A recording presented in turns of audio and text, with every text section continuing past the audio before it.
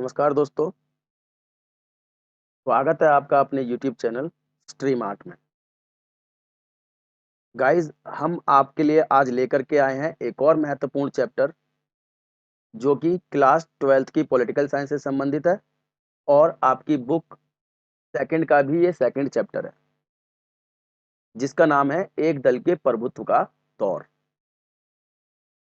Guys, इस video को शुरू करने से पहले मैं आपको बता देना चाहता हूं कि यदि आप इस वीडियो को अंत तक देखते हो तो आपको इस चैप्टर से संबंधित ऐसे फैक्ट जानने को मिलेंगे जो आपने अन्य किसी वीडियो में नहीं देखे होंगे।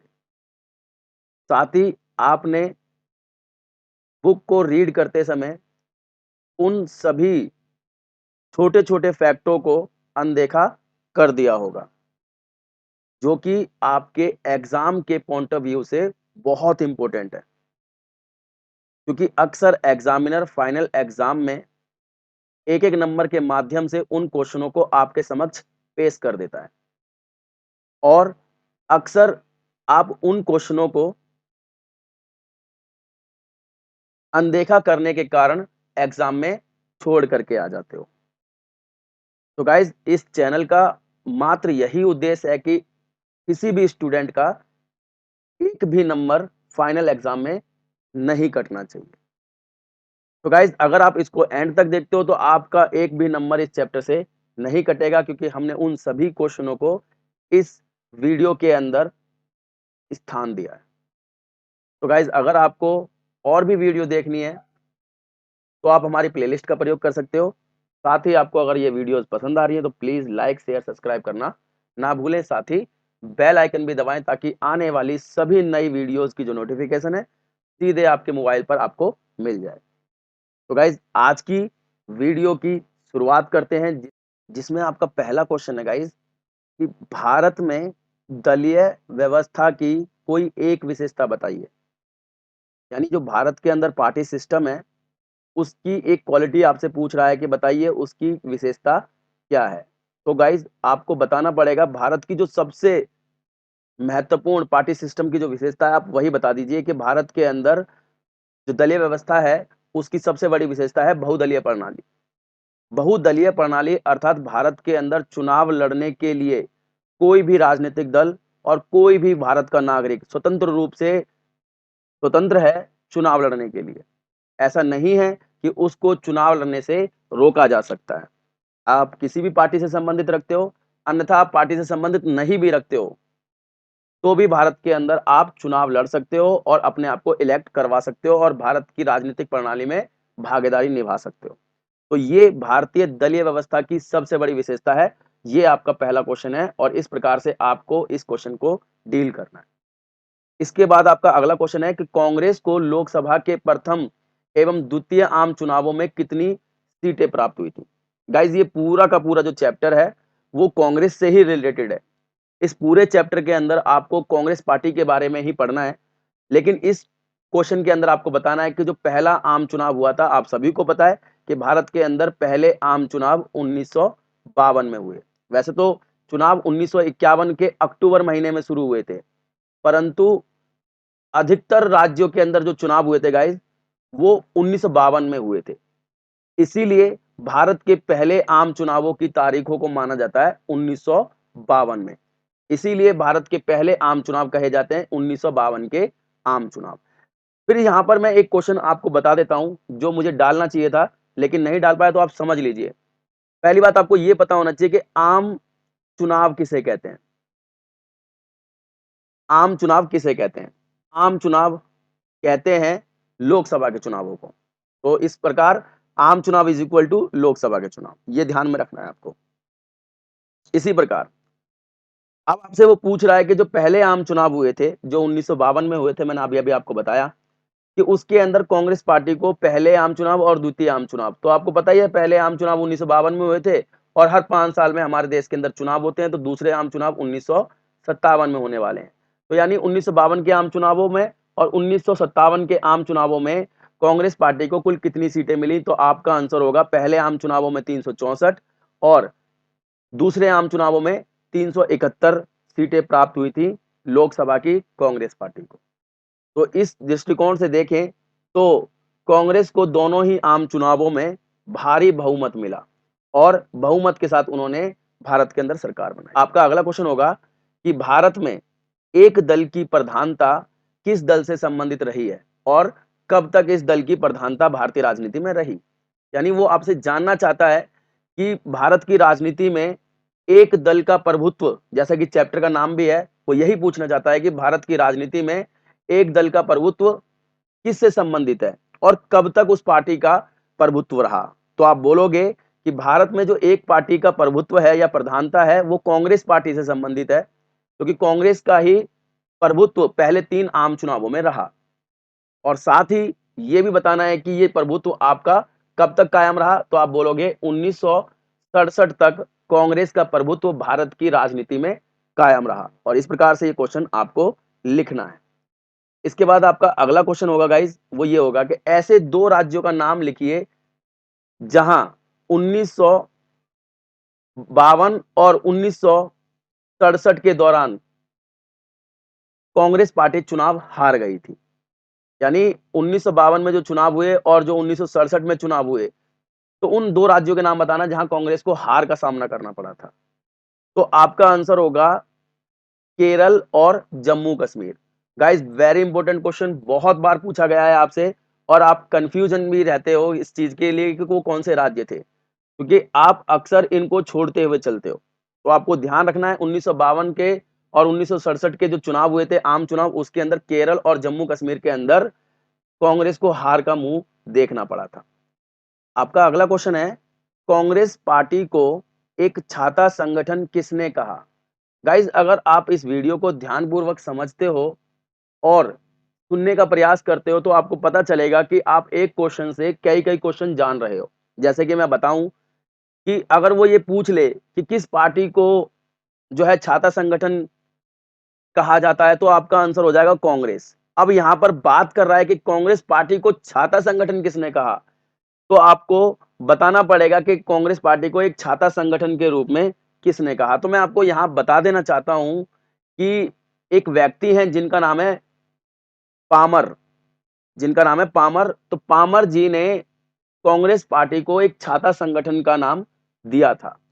अब यहां पर आपको पता होना चाहिए कि पामर ने कांग्रेस पार्टी को छाता संगठन क्यों कहा। तो मैं आपको बताता हूं कि पामर ने कांग्रेस पार्टी को छाता संगठन की संज्ञा इसीलिए दी क्योंकि पामर के अनुसार कांग्रेस पार्टी में उस समय हर एक जाति के, धर्म के, विचारधारा के, उम्र के, गरीब, धनी सभी प्रकार के व्यक्ति शामिल थे। जिस प्रकार से एक छाते के नीचे हर कोई व्यक्ति आकर के बारिश से बच सकता है, इसी प्रकार से भारत की राजनीति में कांग्रेस के अंदर, भारत के अंदर से हर एक राजनीति विचारधारा का व्यक्ति, हर एक दृष्टिकोण का व्यक्ति कांग्रेस पार्टी के अंदर शामिल था। इसीलिए पामर ने कांग्रेस को उस समय एक छाता संगठन की संज्ञा दी थी।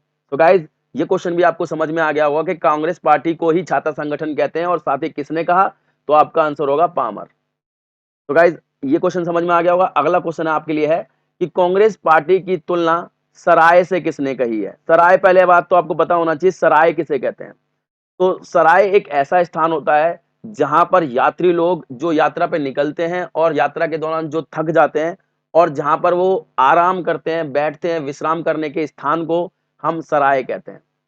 तो आपको क्वेश्चन बताना है कि कांग्रेस पार्टी की तुलना सराय से किसने की, तो आपका आंसर हो जाएगा डॉक्टर भीमराव अंबेडकर ने कांग्रेस पार्टी की जो संज्ञा है या तुलना है वो सराय से की थी। तो आपको यह भी पता चल चुका होगा कि कांग्रेस पार्टी की तुलना सराय से भीमराव अंबेडकर के द्वारा की गई। इसके बाद आपका अगला क्वेश्चन क्या है गाइस, वो ये है कि प्रथम आम चुनावों के समय कितने राष्ट्रीय और राज्य दल विद्यमान थे।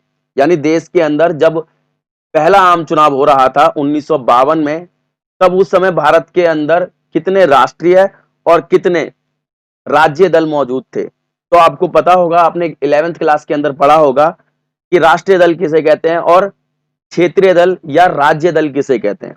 उसके लिए आपको क्लास 11th की वीडियो भी देख सकते हो या आपको पता तो होगा ही। तो मैं आपको बताता हूं, उस समय जिस समय हमारे देश के अंदर पहले आम चुनाव हुए थे, उस समय हमारे देश के अंदर 14 राष्ट्रीय दल थे और 52 क्षेत्रीय दल, जिन्हें हम राज्य दल भी कहते हैं, वो हमारे देश के अंदर उस समय 52 थे गाइस। तो आपका क्वेश्चन ये भी इस प्रकार से सॉल्व हो जाता है।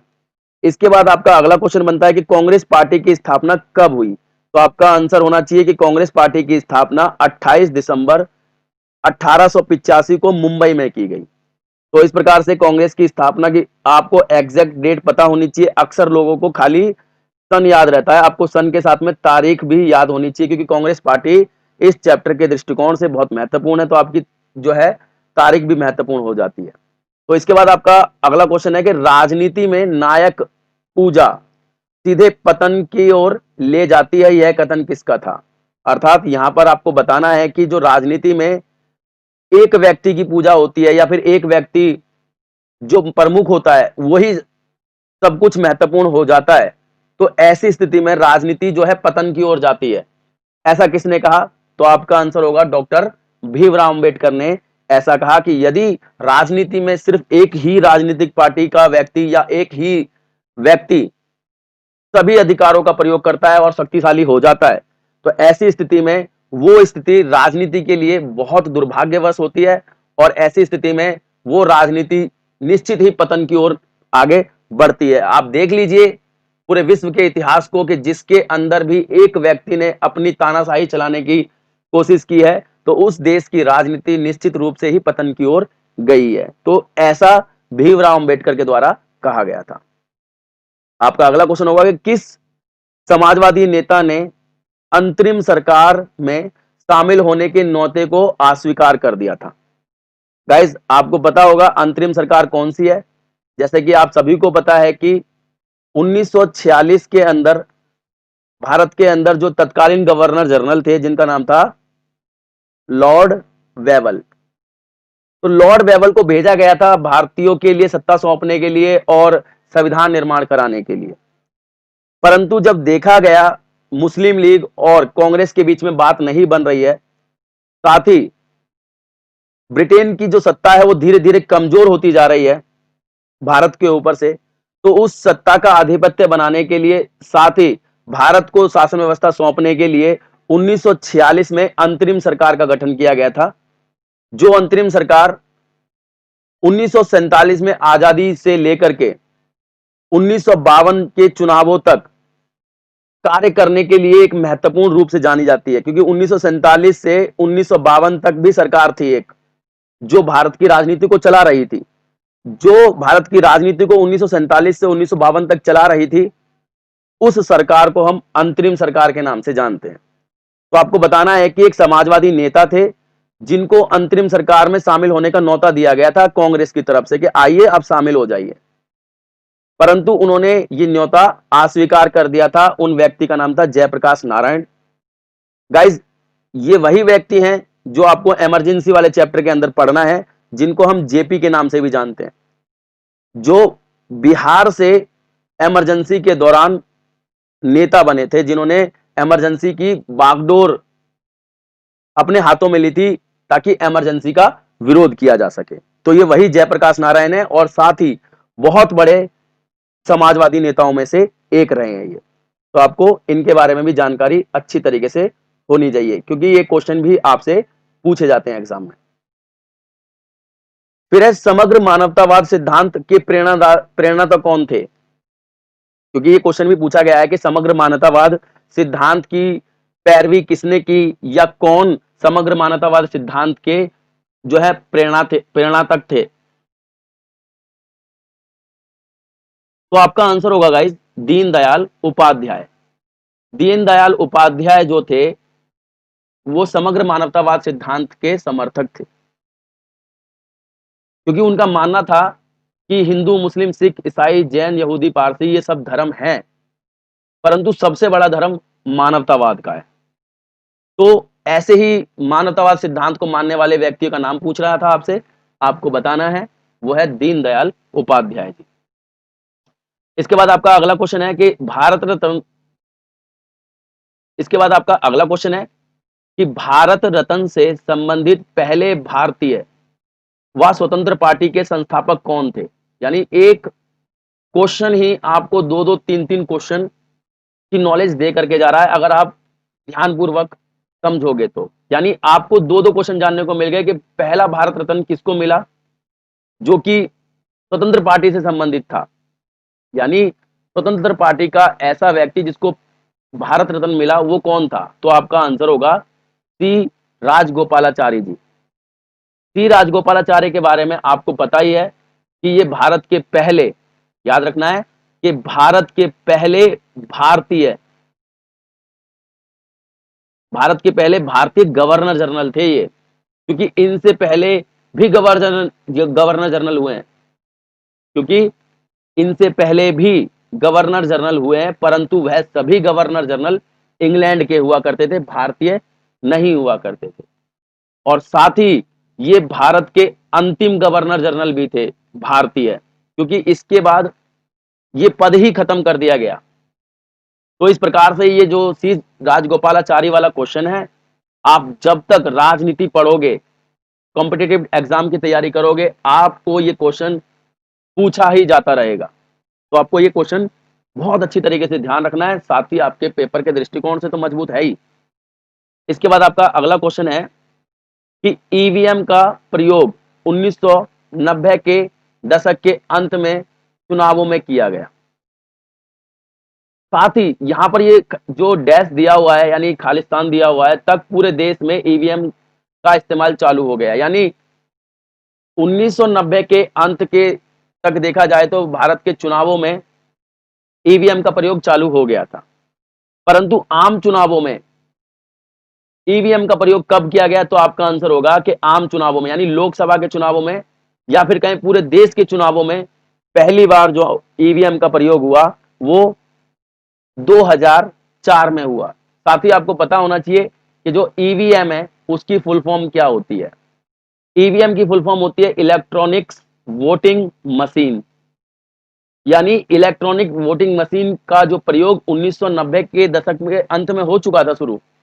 सबसे पहले जो ईवीएम का प्रयोग किया गया वो केरल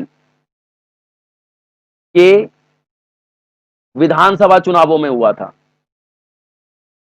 लेकिन ये ईवीएम का प्रयोग भारत की जो आम चुनाव है उनके अंदर कब यूज किया गया?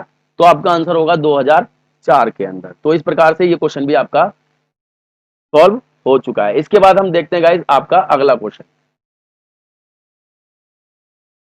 विश्व में सर्वप्रथम कब और कहां साम्यवादी दल की सरकार लोकतांत्रिक चुनावों के आधार पर बनी?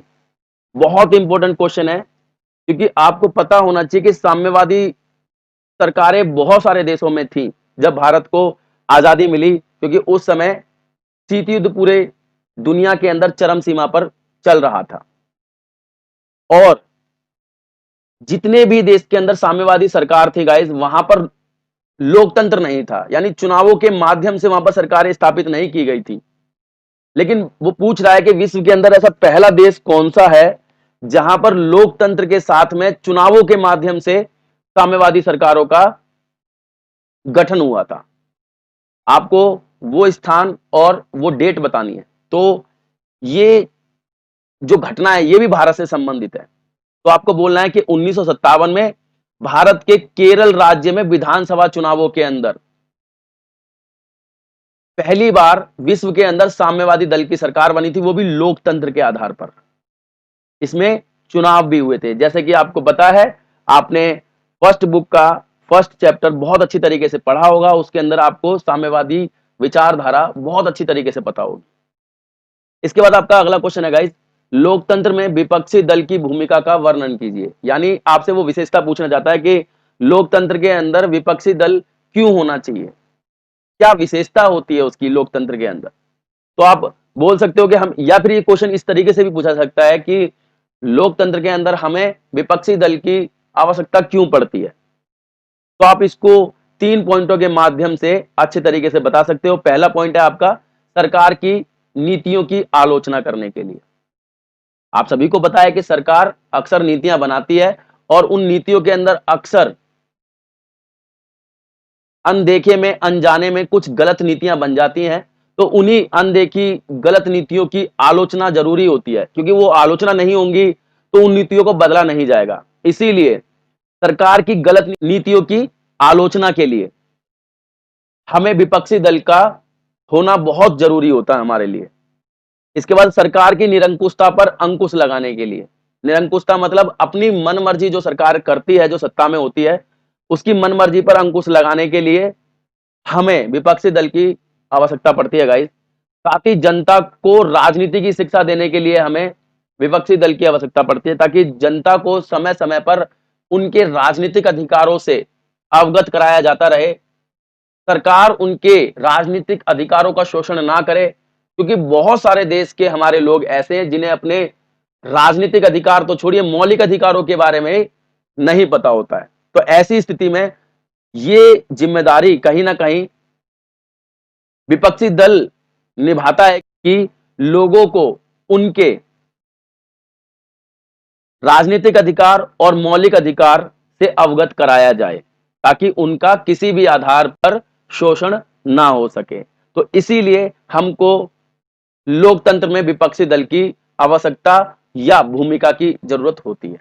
तो गाइज, ये क्वेश्चन आपका इस प्रकार से ही लिखना है जैसे मैंने आपको समझाया, आपको बहुत अच्छे नंबर मिलेंगे। इसके बाद आपके लिए अगला क्वेश्चन है, कौन कौन से देश एक पार्टी के प्रभुत्व वाले देश थे जब भारत को आजादी मिली?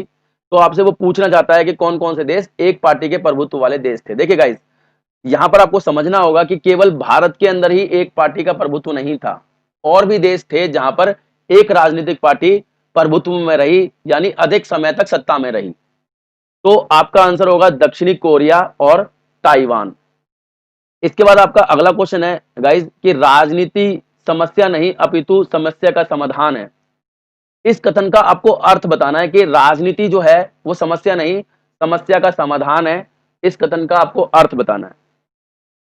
तो आपका जो आंसर होगा वो इस प्रकार से होना चाहिए कि समाज में सामानों का उचित बंटवारा करने के लिए, सामान यहां पर यानी आप समझ सकते हो प्राकृतिक संसाधन होते हैं आपके, आप यहां पर इसको प्राकृतिक संसाधनों से समझिएगा। यानी समाज में प्राकृतिक संसाधनों के उचित बंटवारे के लिए राजनीति ही सबसे उचित साधन है, क्योंकि ये सबसे उचित बंटवारा करने के लिए राजनीति ही सबसे अच्छा माध्यम हो जाती है। और इस प्रकार से राजनीति जो है वो जो समस्या पैदा होती है बांटने की कि किसको कितना मिलना चाहिए, उस समस्या को हल करने में महत्वपूर्ण भूमिका निभाती है। तो इस प्रकार से आपका जो क्वेश्चन है वो आंसर मिल जाता है आपको कि राजनीति समस्या नहीं अपितु समस्या का समाधान है। यानी जो बांटने की समस्या पैदा होती है उसको न्यायपूर्ण बंटवारे को करने में राजनीति का ही महत्वपूर्ण योगदान होता है। तो आपका आंसर इस प्रकार से होना चाहिए। इसके बाद आपका अगला क्वेश्चन है, भारतीय जनसंघ का कौन सा सदस्य प्रधानमंत्री नेहरू के प्रथम मंत्रिपरिषद में मंत्री बना? उसने कब और क्यों त्याग पत्र दिया? देखिए, भारतीय जनसंघ, उससे रिलेटेड वो आपसे क्वेश्चन पूछना चाहता है कि भारतीय जनसंघ का कौन सा सदस्य था जो नेहरू जी का जो प्रथम मंत्रिमंडल था, यानी मंत्रिमंडल बनी थी, कैबिनेट जो थी उसके अंदर मंत्री बना था, वो भी भारतीय जनसंघ का मेंबर था। उसका नाम पूछना है और उसने क्यों और कब वो पद छोड़ दिया। तो आपका आंसर होगा श्यामा प्रसाद मुखर्जी। आप सभी को पता है श्यामा प्रसाद मुखर्जी भारतीय जनसंघ जो पार्टी है उसके संस्थापक हैं, और उन्होंने पाकिस्तान के संबंधों को लेकर के अपने मतभेदों के चलते हुए 1950 में जो है अपना मंत्री पद से इस्तीफा दे दिया, क्योंकि श्यामा प्रसाद मुखर्जी चाहते थे कि हमको पाकिस्तानों के साथ में कोई भी संबंध नहीं रखने, ना ही अच्छे ना ही बुरे। परंतु तत्कालीन प्रधानमंत्री चाहते थे कि हमें अपने पड़ोसियों के साथ में अच्छे संबंध रखने चाहिए। इनको लेकर के 1950 में जो है उन्होंने इस्तीफा दे दिया। इनका मानना था कि भारत व पाकिस्तान को लेकर के अखंड भारत बनाया जाए, यानी इनका तो मतलब ही, इनका तो मन यही करता था कि कैसे भी करके जो पाकिस्तान बन गया है उसको दोबारा से मिला लिया जाए।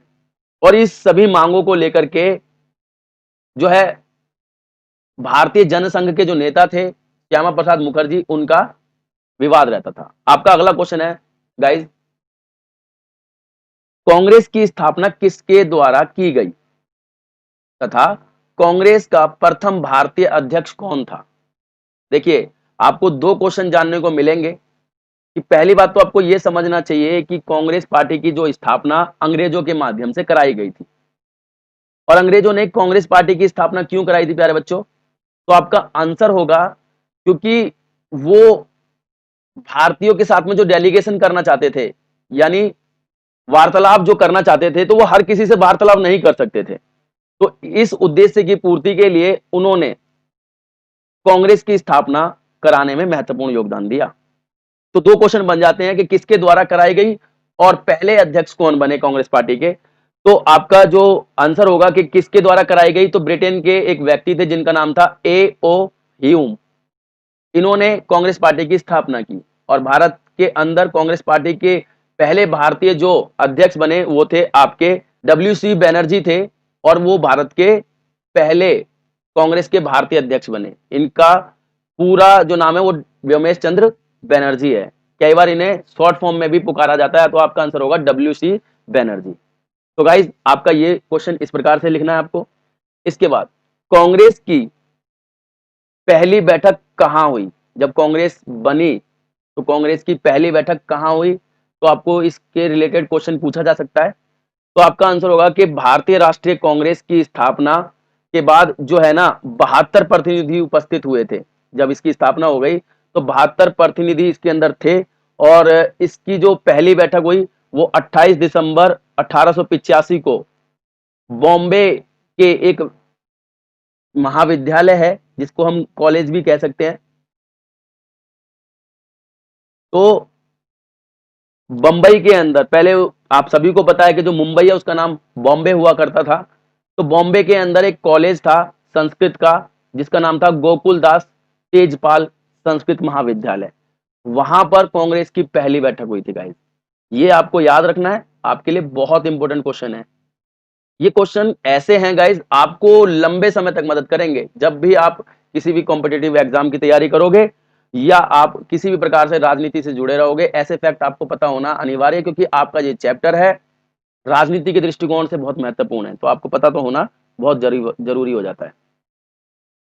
अगला क्वेश्चन, पहली बार पंडित नेहरू कांग्रेस के अध्यक्ष कब और कहां बने?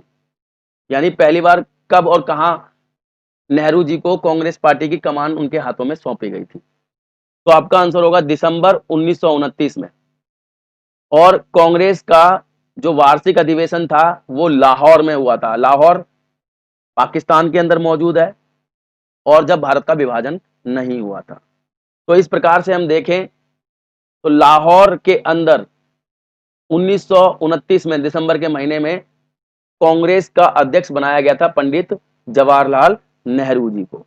तो इस प्रकार से आपका क्वेश्चन ये भी समझ में आ गया होगा। अगला क्वेश्चन है आपका, पहली बार महात्मा गांधी कांग्रेस के अध्यक्ष कब और कहां बने? तो महात्मा गांधी के बारे में भी पूछा जा सकता है आपसे। तो आपका आंसर होगा कि महात्मा गांधी जी कांग्रेस के जो पहली बार अध्यक्ष बने वो बेलगांव सम्मेलन में बने थे और ये तारीख कब की थी? 1924 की। तो इस प्रकार से आपका ये आंसर भी हो जाता है कि कहां बने, तो बेलग्राम सम्मेलन और सन था आपका 1924। इसके बाद आपका अगला क्वेश्चन है गाइस कि भारत में एक दल प्रभुत्व की शुरुआत कब हुई?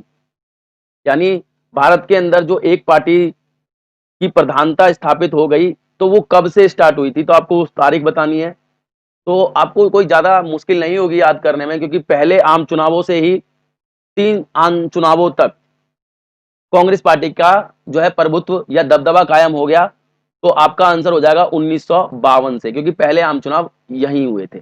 इस प्रकार आपका अगला क्वेश्चन होगा गाइज, भारत के चुनाव आयोग के सामने पहले चुनाव करवाने से पूर्व आई किन्हीं 4 समस्याओं की व्याख्या कीजिए।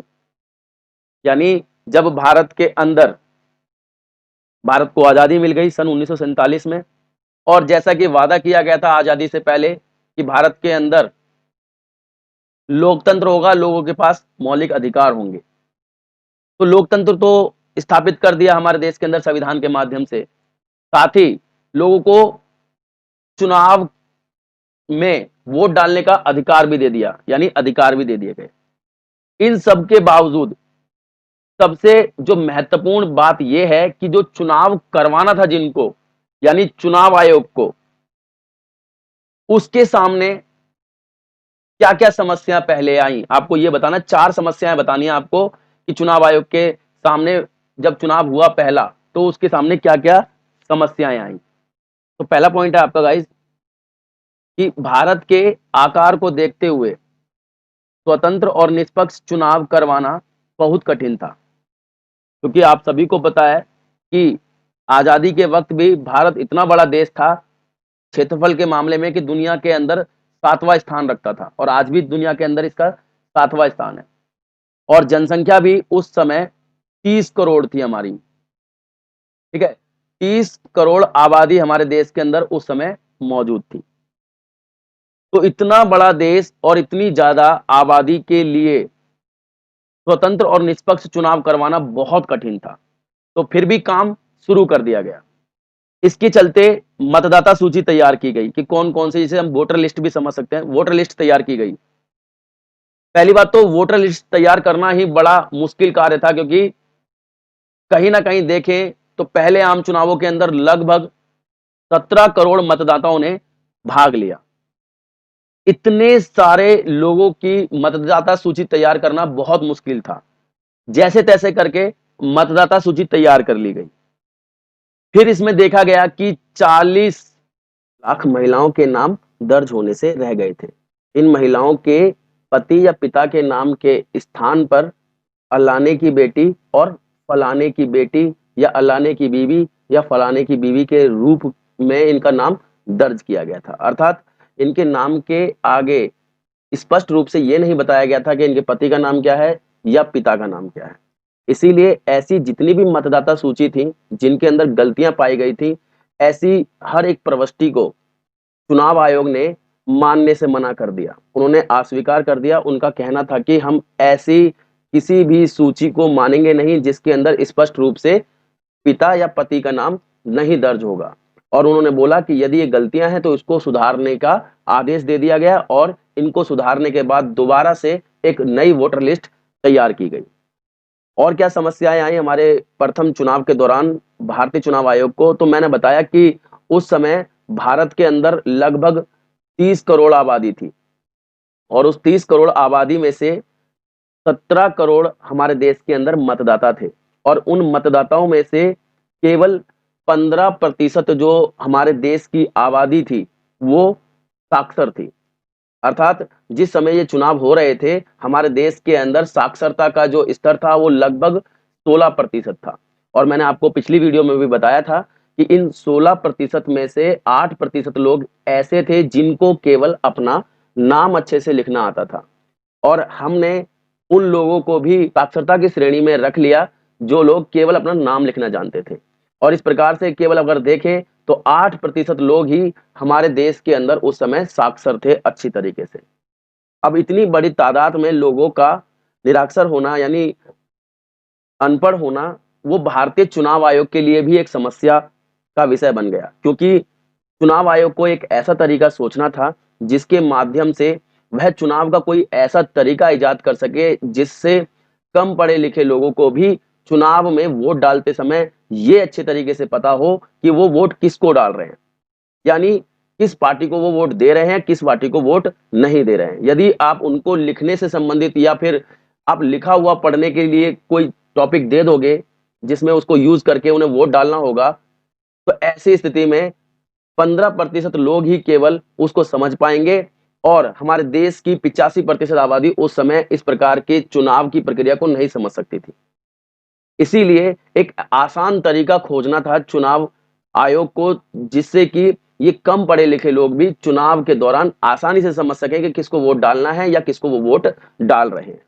इसके लिए भारतीय चुनाव आयोग ने चुनाव चिन्ह प्रणाली स्वीकार की, जिसमें चुनाव चिन्ह दिया गया हर एक राजनीतिक पार्टी को, और चुनाव चिन्ह के माध्यम से हर एक मतदाता को, चाहे वो साक्षर हो चाहे वो निरक्षर हो, उसको ये पहचानने में आसानी होने लगी कि इस पार्टी का चुनाव चिन्ह ये है और मुझे इसको वोट देना है, तो इस चुनाव चिन्ह के आगे मुझे बटन दबाना है या फिर उसके वैलिड पेपर का प्रयोग करना है। तो इस प्रकार से हमारे देश के अंदर इतनी बड़ी आबादी के लिए जो चुनाव की प्रक्रिया थी वो खोजना भी एक समस्या का विषय था। इसके बाद आपको पता होना चाहिए कि जिस समय हमारे देश के अंदर प्रथम आम चुनाव हो रहे थे, उस समय 3200 विधायक और 489 लोकसभा सदस्यों को चुनना था। गाइस ये आपको यहाँ पर पता होना चाहिए, ये क्वेश्चन भी कई बार पूछा गया है कि हमारे देश के अंदर प्रथम आम चुनाव के दौरान यानी 1952 था, 1952 में आपको पता होना चाहिए कि लोकसभा और विधानसभा दोनों के जो चुनाव हुए थे ना गाइस वो साथ-साथ हुए थे। इसीलिए मतदाताओं को 3200 विधायकों को और 489 सांसदों को चुनना था, जिससे कि वो आसानी से अपने देश के लिए, राज्यों के लिए भी एक प्रतिनिधि चुन सके। और अगला टॉपिक है आपका कि जो ये चुनाव इसलिए भी अनूठे हुए या फिर कहें समस्या से भरे हुए क्योंकि हमारे देश के अंदर चुनावों को कराने के लिए चुनाव आयोग को 3 लाख से ज़्यादा जो चुनाव कर्मी थे, चुनाव अधिकारी थे, उन्हें प्रशिक्षित करना पड़ा। क्योंकि उन व्यक्तियों को भी नहीं पता था कि चुनाव के दौरान उत्पन्न होने वाली समस्याओं से कैसे निपटा जाए। चुनाव के अंदर होने वाली धांधली को कैसे रोका जाए। इसको सॉल्व करने के लिए भी चुनाव आयोग को 3 लाख अपने अधिकारियों को प्रशिक्षित करना पड़ा ताकि वह भी अच्छे से प्रथम आम चुनावों में अपना योगदान दे सके। तो गाइस इन चारों पांचों पॉइंटों के माध्यम से आप बता सकते हो कि हमारे जो पहले आम चुनाव थे उनके अंदर हमने किन-किन समस्याओं का सामना किया। तो गाइस ये क्वेश्चन यहीं समाप्त होता है। इसके बाद हम अपना अगला क्वेश्चन देखते हैं। अगला क्वेश्चन है कि भारत में प्रथम आम चुनावों को कितनी बार स्थगित करना पड़ा, यानी कितनी बार टालना पड़ा। कई बार क्वेश्चन पूछा भी गया है, तो आपका आंसर होगा कि प्रथम आम चुनावों को 2 बार स्थगित करना पड़ा है। क्योंकि आप सभी को पता है कि इतनी सारी समस्याएं थी और हर बार एक नई समस्या निकल करके आती थी। जैसे आपने वोटर लिस्ट वाला अभी एक मुद्दा पड़ा था जिसके अंदर 40 लाख महिलाओं का नाम दर्ज होने से रह गया था और जिनका नाम दर्ज भी हुआ था, उनके अंदर बहुत सारे लोगों के नाम जो है उनके पिता का या पति का नाम उसमें दर्ज नहीं किया गया था। तो इस प्रकार से चुनाव आयोग ने उनको मानने से मना कर दिया। तो फिर जो चुनावों की तारीख घोषित की थी उन्हें स्थगित करना पड़ा। तो ऐसा भारत के पहले आम चुनावों के दौरान 2 बार करना पड़ा। तो इस प्रकार से आपका आंसर हो जाएगा 2 बार प्रथम आम चुनावों को हमारे देश के अंदर स्थगित करना पड़ा। अगला टॉपिक है आपका गाइस, पहले आम चुनावों की मतगणना में कुल कितना समय लगा। गाइस देखिए इस क्वेश्चन को पढ़ करके आपको 2 क्वेश्चन जानने को मिलेंगे।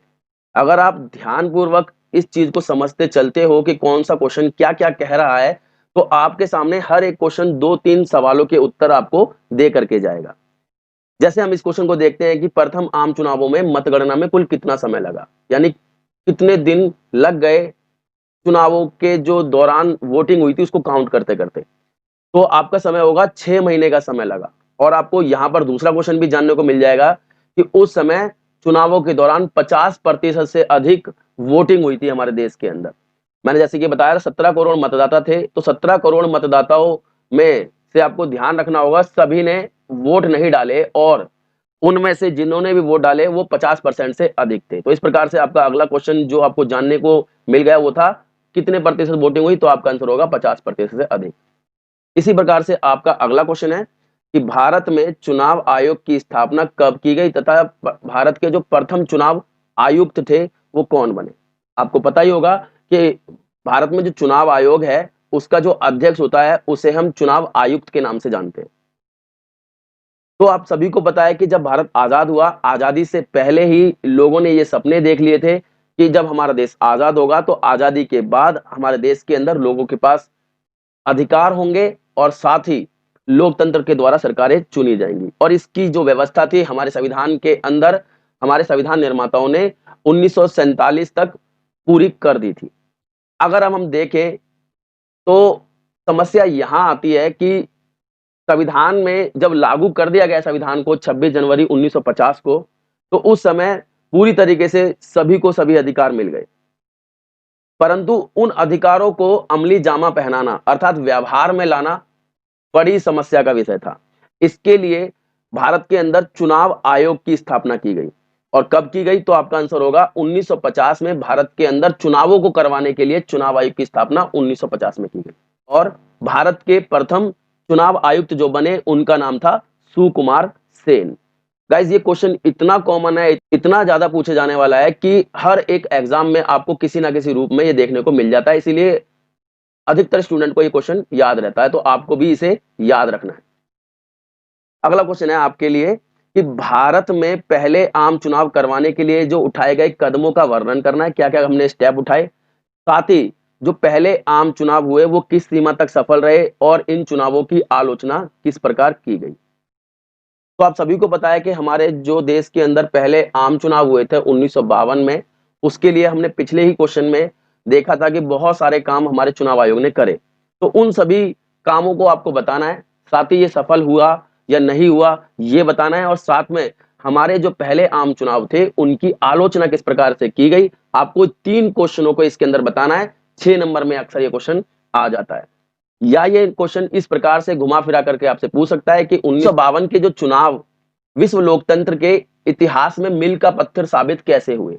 मील का पत्थर मतलब महत्वपूर्ण घटना कैसे साबित हुए पूरे विश्व के लोकतंत्र के लिए 1952 के जो भारत के आम चुनाव थे। तो गाइस इसको एक बार हम देख लेते हैं किस तरीके से आपको सॉल्व करना है यदि पेपर में आ जाए। हालांकि आपकी जो नॉलेज है इसको लेकर के पहले ही क्वेश्चन में मैंने जो है परिपूर्ण कर दी थी, आखिर आपको इसी प्रकार से ये क्वेश्चन लिखना होगा, जैसे मैं दोबारा से आपको समझाता हूं। देखिए पहला पॉइंट क्या लिखोगे कि भारत में 1952 के आम चुनाव दुनिया के लोकतंत्र के इतिहास के लिए मील का पत्थर साबित हुए। देखिए मैं आपको यहां पर बता देता हूं कि पूरी दुनिया के लिए जो लोकतंत्र है वो बहुत महत्वपूर्ण था, और लोकतंत्र के लिए भारत के जो चुनाव थे वो क्यों महत्वपूर्ण हुए, क्योंकि आप सभी को पता होना चाहिए कि जिस समय भारत आजाद हुआ तो आजादी के दौरान भारत, आपको पता है कि बहुत कम आबादी भारत की पढ़ी लिखी थी, और साथ ही भारत एक अविकसित कह लीजिए या फिर बहुत कम विकासशील देश था। बहुत सारी समस्याएं जिसके बारे में हमने फर्स्ट चैप्टर के अंदर पूरा पढ़ा है से ग्रस्त था, और इसी दौरान पूरी दुनिया के अंदर कयास ये लगाए जाते थे कि लोकतंत्र जो है ना वो केवल पढ़े लिखे लोगों के लिए अनुकूल होता है, साथ ही विकसित देशों के अनुकूल होता है। कम पढ़े लिखे लोग और गरीब देशों के लिए लोकतंत्र अच्छा नहीं होता है। तो इसीलिए आपको ये ध्यान रखना होगा कि जब भारत ने पहले आम चुनाव के दौरान लोकतंत्र को चुनते हुए चुनाव करवाए, और जब वो चुनाव का रिजल्ट आया और पूरी दुनिया ने उन रिजल्टों को निष्पक्ष और स्वतंत्र बनाया, तो इस प्रकार से पूरी दुनिया के अंदर लोकतंत्र को लेकर के जो कयास लगाए जाते थे कि पैसे वालों के लिए ही है और पढ़े लिखे लोगों के लिए ही है, को भारत के चुनावों ने झूठा साबित कर दिया, और पूरी दुनिया में ये मिसाल जाने लगी कि लोकतंत्र कम पढ़े लिखे लोगों के द्वारा भी चलाया जा सकता है, साथ ही गरीब देशों के लिए भी अनुकूल है। और इस प्रकार से पूरी दुनिया के लोकतंत्र के लिए भारत के जो पहले आम चुनाव थे वो मील का पत्थर साबित हुए। तो गाइज आपका पहला पॉइंट आपको समझ में आ गया होगा। तो यहां से दोबारा पढ़ता हूं, यह चुनाव कई पक्षों में अनूठा था तथा इस लोकतंत्र को सफलतापूर्वक करवाने में कई बाधाएं थीं। जैसे स्वतंत्र और निष्पक्ष चुनाव कराने के लिए भारत को चुनाव आयोग की स्थापना करना पड़ी, और साथ ही चुनाव आयोग की स्थापना के बाद हमको 17 करोड़ लोगों की मतदाता सूची बनानी पड़ी, और मतदाता सूची बनाने के साथ साथ चुनाव क्षेत्रों का भी सीमांकन करना पड़ा। चुनाव क्षेत्रों का सीमांकन अर्थात कौन से क्षेत्र के अंदर कितना बड़ा एरिया आएगा, ठीक है, कितनी पॉपुलेशन वहां पर उस एरिया के अंदर एक एमएलए या एमपी के लिए वोट डालेगी, साथ ही कौन सी सीट एससी आरक्षित होगी या एसटी आरक्षित होगी, इन सभी का सीमांकन भी करना आवश्यक था। तो ये काम भी हमारे पहले चुनाव के दौरान किया गया बहुत बड़े लेवल पर। आप सभी को पता है कि भारत दुनिया के अंदर क्षेत्रफल के मामले में 7वां बड़ा देश है। इतने बड़े देश का सीमांकन करना भी चुनाव आयोग के लिए बहुत ही मुश्किल या कहें कठिनाइयों से भरा था। तो ये भी आपको बताना पड़ेगा। फिर मैंने आपको बताया, फिर आपको बताना पड़ेगा चुनाव आयोग ने इस कार्य को सफलतापूर्वक किया। 1952 के चुनाव में लगभग 17 करोड़ मतदाताओं ने 3200 विधायक और 489 लोकसभा सांसदों को चुनाव किया। इस प्रकार ये जो काम किया गया भारत के लोगों के द्वारा वो किसी हिमालय पर चढ़ने से कम नहीं था। और ये काम इसलिए भी अनूठा हो गया क्योंकि भारत की जो आबादी थी उस समय केवल 15% ही साक्षर थी। इसीलिए चुनाव के अंदर एक विशेष पद्धति को भी खोजना पड़ा, जिसके बारे में मैंने बताया था कि वो थी आपकी चुनाव चिन्ह पद्धति। इसके बाद आपको और बताना पड़ेगा कि ये चुनाव करवाना इसलिए भी मुश्किल नहीं थे कि बल्कि भारतीय मतदाता अनपढ़, गरीब और प्रजातांत्रिक जो मूल्य हैं उनसे अनभिज्ञ थे। यानी एक तो अनपढ़ थे, गरीब थे, साथ ही उन लोगों को प्रजातंत्र क्या होता है की भी अच्छी तरीके से जानकारी नहीं थी। जबकि जिन देशों में भी लोकतंत्र को सफलतापूर्वक चलाया गया था गाइस, मैंने आपको बताया था, अधिकांश वह देश विकसित थे। उन देशों के लोग जो हैं पढ़े लिखे थे और ऐसे देश भी थे जो विकसित थे, पढ़े लिखे थे, परंतु फिर भी उन्होंने अपने देश की महिलाओं को मताधिकार नहीं दिए थे। जबकि भारत एक ऐसा देश था, वो गरीब भी था, अनपढ़ भी था और प्रजातांत्रिक मूल्यों से अनभिज्ञ भी था। परंतु 1952 के प्रथम आम चुनावों में प्यारे बच्चों, उन्होंने क्या किया? भारत ने वो कर दिखलाया जो दुनिया में किसी ने नहीं किया। वो था, भारत ने सभी के लिए सार्वभौमिक वयस्क मताधिकार के सिद्धांत को अपनाया। सार्वभौमिक वयस्क मताधिकार का सिद्धांत अर्थात क्या होता है कि प्रत्येक वह व्यक्ति जिसका नाम मतदाता सूची में है, वो बिना किसी बाहरी दबाव के अपनी मर्जी से किसी को भी वोट डालने का जो अधिकार होता है, हम उस अधिकार को सार्वभौमिक वयस्क मताधिकार के नाम से जानते हैं। यानी ऐसे बहुत सारे विकसित देश थे जिन्होंने अपनी महिलाओं को वोट का अधिकार नहीं दिया था, लेकिन भारत ने 1952 में पहले आम चुनावों में ही वो कर दिखलाया जो विकसित देश भी नहीं कर पाए। वो था सार्वभौमिक वयस्क मताधिकार अपनाया गया। अतः भारत में स्वतंत्र व निष्पक्ष चुनाव करवाना कठिन था, लेकिन फिर भी ये जो हिमालय पर चढ़ने जैसा कार्य था, भारत ने कर दिखलाया। और भारत के अंदर जब इसका रिजल्ट आया तो पूरी दुनिया ने भारत के चुनावों को निष्पक्ष और स्वतंत्र बताया, और इस प्रकार से भारत के चुनावों को 100% हम सफलता की श्रेणी में रख सकते हैं। इसके बाद भारत की जो प्रथम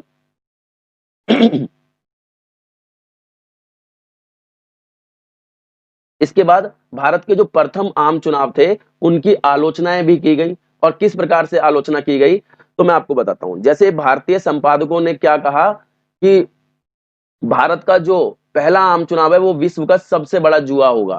क्यों कहा ऐसा? क्योंकि उस समय भारत की जनसंख्या ना तो पढ़ी लिखी थी, ना ही अपने अधिकारों को जानती थी। ऐसी स्थिति में उनको किसी भी प्रकार से उनको बहलाया जा सकता है, फुसला करके उनके वोट को अपने पक्ष में किया जा सकता था। तो इसी प्रकार की समस्याओं को ध्यान में रखते हुए भारतीय संपादकों ने भारत के पहले इतिहास को विश्व का सबसे बड़ा जुआ करार दिया। और दूसरा पॉइंट में लिखोगे आप ऑर्गेनाइजर पत्रिका के बारे में। ऑर्गेनाइजर पत्रिका ने पंडित जवाहरलाल नेहरू के बारे में कहा कि पंडित जवाहरलाल नेहरू अपने जीवित रहते ये देख लेंगे कि उनके द्वारा जो अपनाया गया सार्वभौमिक वयस्क मताधिकार का सिद्धांत था वो बहुत बुरी तरीके से असफल रहा।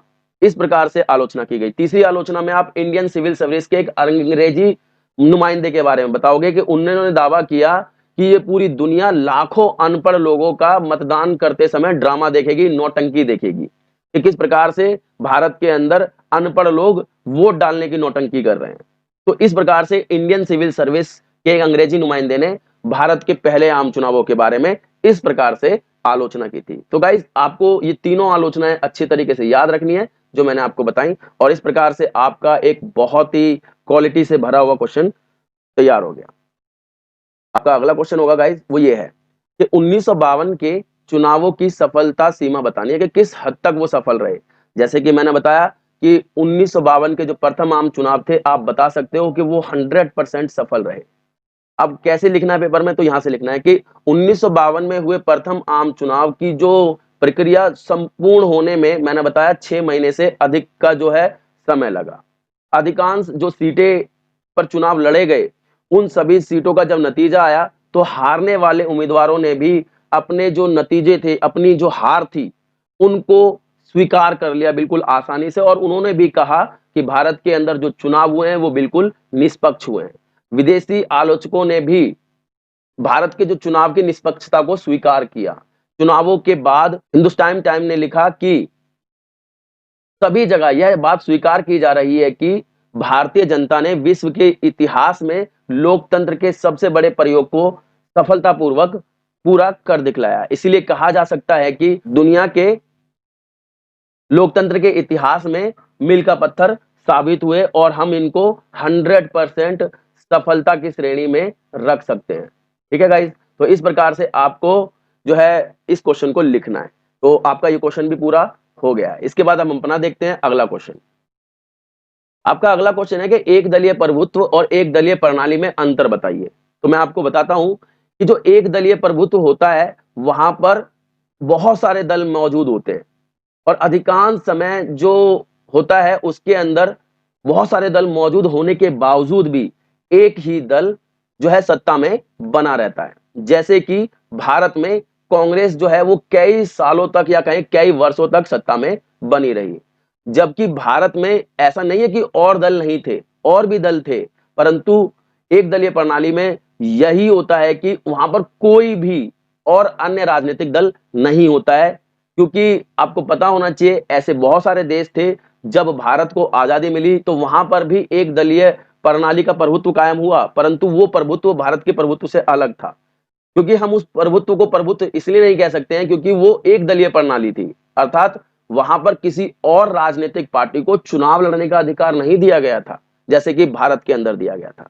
तो आपको यही चीज ध्यान रखनी है कि एक दलीय प्रभुत्व के अंदर बहुत सारी राजनीतिक पार्टियां चुनाव लड़ती हैं, लेकिन उन राजनीतिक पार्टियों के होते हुए भी केवल एक ही राजनीतिक पार्टी बार बार चुनाव जीतती रहती है। तो हम उस पार्टी को जो कह सकते हैं कि उस दल का प्रभुत्व कायम है। लेकिन एक दलीय प्रणाली में क्या होता है, एक दलीय प्रणाली में केवल एक ही राजनीतिक दल होता है जो चुनाव लड़ता है और वही जीतता रहता है। प्रभुत्व तो उसका भी कायम होता है, लेकिन उस प्रभुत्व को हम एक दलीय प्रभुत्व नहीं कहते हैं, हम उस प्रभुत्व को एक दलीय पार्टी प्रणाली कहते हैं, क्योंकि एक ही पार्टी का प्रभुत्व एक पार्टी के कारण होता है। तो इस तरीके से आप आसानी से समझ में आ गया होगा आपके कि एक दलीय प्रभुत्व क्या होता है और एक दलीय पार्टी सिस्टम क्या होता है। तो मैंने आपको बताया कि जहां पर कोई और अन्य राजनीतिक दल ना हो और एक ही राजनीतिक दल होने के कारण वही सत्ता में बना रहता है, और ऐसी जो व्यवस्था होती है वो एक दलीय प्रणाली होती है। जैसे भारत के पड़ोसी देश चीन के अंदर एक पार्टी सिस्टम है, वहां पर केवल एक ही राजनीतिक दल है जिसका नाम है साम्यवादी दल। तो गाइज ये क्वेश्चन आपको इस प्रकार से लिखना था। आपका अगला क्वेश्चन, पहले 3 आम चुनावों में कांग्रेस पार्टी का प्रभुत्व किस प्रकार भारत में लोकतांत्रिक व्यवस्था स्थापित करने में सहायक रहा। देखिए गाइज, ये क्वेश्चन 2 प्रकार से आपके समक्ष आपके एग्जाम में आ सकता है। एक तो पॉजिटिव थिंकिंग के साथ आ सकता है, एक नेगेटिव थिंकिंग के साथ आ सकता है। अर्थात आपको एक में अच्छा बताना पड़ेगा, एक में जो एक दलीय प्रभुत्व था वो बुरा बताना पड़ेगा। तो ये जो क्वेश्चन है इसमें आपको अच्छा बताना है कि कैसे फायदेमंद था भारत के लोकतंत्र के लिए। आगे क्वेश्चन आएगा उसके अंदर लिखा हुआ है कि कैसे एक पार्टी सिस्टम भारत के लोकतंत्र के लिए जो है हानिकारक सिद्ध हुआ। तो आपको ये क्वेश्चन इस प्रकार से लिखना है कि पहले 3 आम चुनावों में जो कांग्रेस पार्टी का प्रभुत्व था वो लोकतंत्रीय व्यवस्था स्थापित करने में सहायक रहा। भारत में पार्टियों ने मुक्त और निष्पक्ष चुनाव के वातावरण में एक दूसरे से होड़ ली, तब भी कांग्रेस पार्टी एक के बाद एक चुनाव जीतती चली गई और कांग्रेस पार्टी के प्रभुत्व ने भारत के लोकतंत्र जो व्यवस्था है उसको स्थिरता प्रदान की। देखिए गाइस, बार बार जब राजनीतिक पार्टी कांग्रेस जीत रही थी तो उनके द्वारा अपनाए जाने वाले लोकतंत्र को मजबूत करने वाले कदम, साथ ही विकास के जो कदम थे वो जो उठा रही थी, उनको उठाने के लिए उनको पूरा करने के लिए उसको भरपूर मात्रा में समय मिल रहा था। तो उस समय के अंदर उन्होंने जो भी कदम उठाए उसके द्वारा उन्होंने भारतीय लोकतंत्र को मजबूत करने में बहुत महत्वपूर्ण भूमिका निभाई। जैसे आपने पढ़ा होगा कि जो पहली पंचवर्षीय योजना थी और दूसरी पंचवर्षीय योजना थी, उन्होंने उन दोनों पंचवर्षीय योजना के अंदर अलग-अलग अपने दृष्टिकोण रखे। पहली पंचवर्षीय योजना में वो उन्होंने कृषि को मजबूत करने का प्रयास किया, दूसरी में उद्योगों को मजबूत करने का प्रयास किया। तो उद्योगों को मजबूत करने के लिए दूसरी और पहली कृषि के मजबूत करने के लिए। अगर कांग्रेस पार्टी का प्रभुत्व नहीं होता तो अन्य राज्य इसको पूरा करने में समस्या प्रदान करते, या फिर गठबंधन की सरकार होती तो कांग्रेस पार्टी इस प्रकार के फैसले नहीं ले पाती। तो हम कह सकते हैं कि पहले 3 आम चुनावों में जो कांग्रेस पार्टी का प्रभुत्व था उसने भारतीय लोकतंत्र को जो है स्थिरता प्रदान की और मजबूती प्रदान की। तो इस प्रकार से आप इस क्वेश्चन को आसानी से सॉल्व कर सकते हो। तो आपका अगला जो क्वेश्चन होगा गाइस वो ये होगा, कांग्रेस पार्टी को छाता संगठन क्यों कहा गया? देखिए गाइस, मैंने आपको बताया था, पहले भी ये क्वेश्चन आया था शुरुआत में। तो कांग्रेस पार्टी को छाता संगठन एक व्यक्ति है जिनका नाम था पामर। पामर ने कहा था। ऐसा क्यों कहा था मैं पहले ही बता चुका था, एक बार आपको पढ़ करके आसानी से समझा देता हूं किस प्रकार से आपको पेपर में लिखना है। तो कांग्रेस पार्टी की स्थापना सन 1885 में की गई। कांग्रेस पार्टी की स्थापना के समय भारत में राजनीतिक परिस्थितियां ऐसी थी कि समाज का प्रत्येक वर्ग भारत को स्वतंत्र देखना चाहता था। इसीलिए जब 1885 में कांग्रेस पार्टी की स्थापना की गई गाइस, तब समाज का प्रत्येक वर्ग अपने छोटे मोटे मतभेदों को बुला करके कांग्रेस के मंच पर आ गया। कांग्रेस में सभी धर्मों के लोग, जातियों के लोग, भाषाओं के लोग, क्षेत्रों और समुदाय के लोग शामिल हो गए। इसीलिए पामर ने कांग्रेस पार्टी को छाता संगठन के नाम से पुकारा या संज्ञा दी। आगे चलकर डॉक्टर अंबेडकर ने कांग्रेस पार्टी की तुलना एक सराय से की थी, जिसके बारे में मैं पहले बता चुका हूं, जिसके द्वार समाज के सभी वर्गों के लिए हमेशा खुले रहते हैं। ऐसा अंबेडकर जी ने क्यों कहा? क्योंकि उन्होंने कहा कि समाज के हर वर्गों के द्वार कांग्रेस पार्टी के लिए खुले रहते हैं, इसीलिए हम उसे सराय कह सकते हैं। जैसे सराय जो होते हैं आराम करने का स्थान सभी के लिए होता है, जिसको आप समझ सकते हो, वो ऐसे ही कांग्रेस पार्टी भी थी। तो गाइस, आपका अगला क्वेश्चन होगा, भारत में एक दल के प्रभुत्व किसी दूसरे देश के एक दल के प्रभुत्व वाली प्रणाली से किस प्रकार भिन्न है? एक दल के प्रभुत्व का अर्थ क्या है तथा भारत में वास्तविक प्रजातंत्र नहीं है? अपने उत्तर के पक्ष में तर्क दीजिए। मतलब आपको यह बताना है कि भारत के अंदर जो एक दल का प्रभुत्व है वो दुनिया के एक दल के प्रभुत्व से किस प्रकार से भिन्न है। आपको ये क्वेश्चन में आंसर लिखना है। तो आपको मैंने बताया था कि जो भारत का लोकतंत्र है वो दुनिया के लोकतंत्र से अलग है, क्योंकि भारत में जिस समय एक दलीय पार्टी का प्रभुत्व स्थापित हुआ उस समय भारत के अंदर बहुत सारे दल मौजूद थे। उन सभी दलों के होते हुए प्रजातांत्रिक तत्वों के आधार पर भारत के अंदर जो है एक दल का प्रभुत्व कायम हुआ था। वास्तविक तौर पर प्रजातंत्र पाया जाता था भारत के अंदर।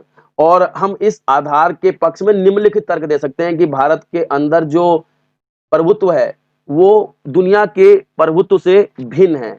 और आप उनके पक्ष में क्या क्या तर्क दोगे, तो आपके सामने ये सभी पॉइंट मौजूद हैं, आप इनको आसानी से बता सकते हो कि भारत के अंदर एक दल का प्रभुत्व था, तो हम इसके लिए ये पॉइंट दे सकते हैं। जैसे हमारे देश के अंदर निर्धारित समय पर चुनाव होते थे, साथ ही भारत में सभी दलों को चुनाव में भाग लेने का अधिकार था। भारत के सभी वयस्क नागरिकों को बिना किसी भेदभाव के मतदान का अधिकार प्राप्त था गाइस। इसके बाद भारत में विरोधी दल भी थे। और आपका अगला पॉइंट होगा, विरोधी दलों एवं लोगों को सरकार की आलोचना करने के पूरे अधिकार प्राप्त थे। वो पूरी तरीके से सरकार की कमियों को निकाल सकते थे। जबकि आप देखोगे चाइना में, तो वहां पर आप साम्यवादी पार्टी के अलावा कोई और राजनीतिक पार्टी नहीं देखोगे। साथ ही साम्यवादी पार्टी की आलोचना भी नहीं कर सकते हो। आपने बहुत अच्छी तरीके से जो समकालीन विश्व राजनीति वाली बुक है उसका फर्स्ट चैप्टर पढ़ा था कि किस प्रकार से रूस के अंदर साम्यवादी पार्टी का दबदबा कायम था और उसकी आलोचना करना मना था। तो लेकिन भारत के अंदर ऐसा नहीं था। फिर अगला पॉइंट होगा आपका, चुनावों के पश्चात उसी दल की सरकार बनती है जिसको बहुमत मिला हो।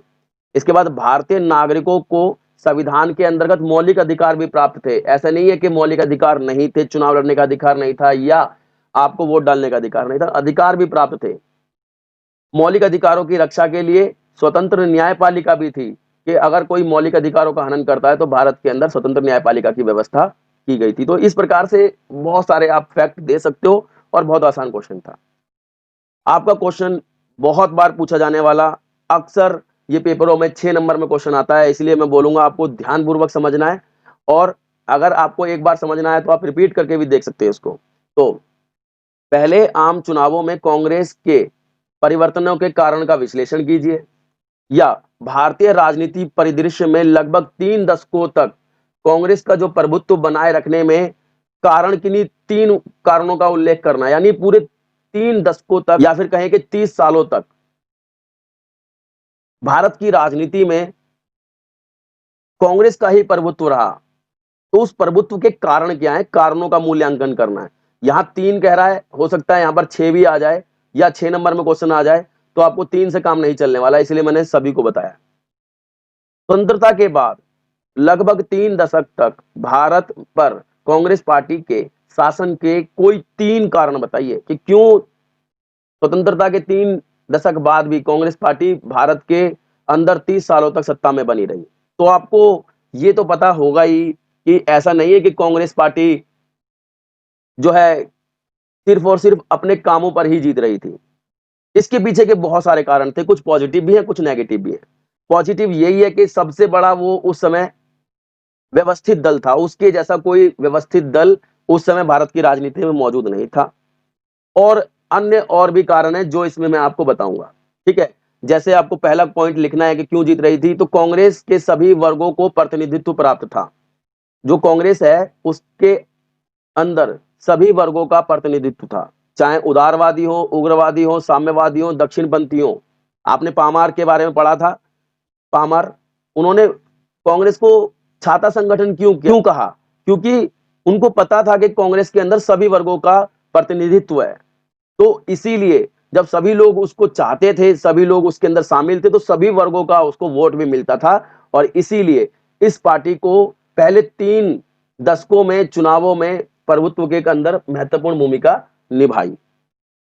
गाइस, आपका दूसरा पॉइंट होगा कि विरोधी दल कांग्रेस में से ही निकले हुए थे। देखिए गाइस, आपको यह भी पता होगा कि जितने भी विरोधी दल थे, जिस समय भारत को आजादी मिली, जो बने थे, उसमें से बहुत सारे दल ऐसे थे जो कभी ना कभी पहले कांग्रेस में ही शामिल थे। तो इस प्रकार से लोगों का मानना था कि जितने भी दल आज वर्तमान में मौजूद हैं, वो कहीं ना कहीं कांग्रेस पार्टी से ही निकले हैं। तो उनकी जो श्रद्धा थी या उनकी जो मान्यता थी, वो कांग्रेस के प्रति ज्यादा थी। उनका मानना था कि कहीं ना कहीं ये कांग्रेस के जैसे ही हैं। और जब इनके अंदर कांग्रेस और जब इनकी इच्छा कांग्रेस के अंदर पूरी नहीं हुई, तो ये बाहर आकर के अपनी सत्ता प्राप्त करने के लिए ऐसा कर रहे हैं। तो इसीलिए लोगों ने ये माना कि सारे के सारे राजनीतिक दल कांग्रेस से ही निकले हुए हैं, तो उन्होंने कांग्रेस को ज्यादा महत्वपूर्ण समझा और कांग्रेस को वोट दिया और कांग्रेस के ऊपर अपना विश्वास जताया। तो स्वतंत्रता प्राप्ति के प्रारंभिक वर्षों में जितने भी राजनीतिक दल थे, उनमें से अधिकांश राजनीतिक दल कांग्रेस में से ही निकले हुए थे। जैसे आप देखोगे, समाजवादी पार्टी, संयुक्त समाजवादी पार्टी और जनसंघ, फिर एक और था राम राज्य परिषद, हिंदू महासभा जैसी अन्य राजनीतिक पार्टियां जो थी, वो कभी ना कभी कांग्रेस के अंदर ही थी। और इनका जन्म कांग्रेस से टूटने के बाद हुआ या कांग्रेस से अलग होने के बाद हुआ। तो इस प्रकार से हम देखें तो लोगों ने उस समय कांग्रेस से अलग हुए दलों को वोट देने की अपेक्षा कांग्रेस को ही वोट देना उचित समझा। तो आपका दूसरा पॉइंट इस प्रकार से हो जाएगा। तीसरे पॉइंट में आप लिखोगे कांग्रेस क्यों जीत रही थी, तो आपका तीसरा पॉइंट होगा कि 1967 के पश्चात भी केंद्र में कांग्रेस पार्टी की प्रधानता रही। यद्यपि 1967 के चुनावों में कुछ राज्यों में कांग्रेस पार्टी की प्रधानता समाप्त हो गई, परंतु केंद्र में अभी भी कांग्रेस पार्टी की शक्तिशाली सरकार थी, जो राज्यों की राजनीति को प्रभावशाली रूप से प्रभावित करती थी। और इसीलिए राज्यों के अंदर भी जो है केंद्र अपनी नीतियों के माध्यम से अपने आप को सिलेक्ट करवाने में बहुत महत्वपूर्ण भूमिका निभाते थे।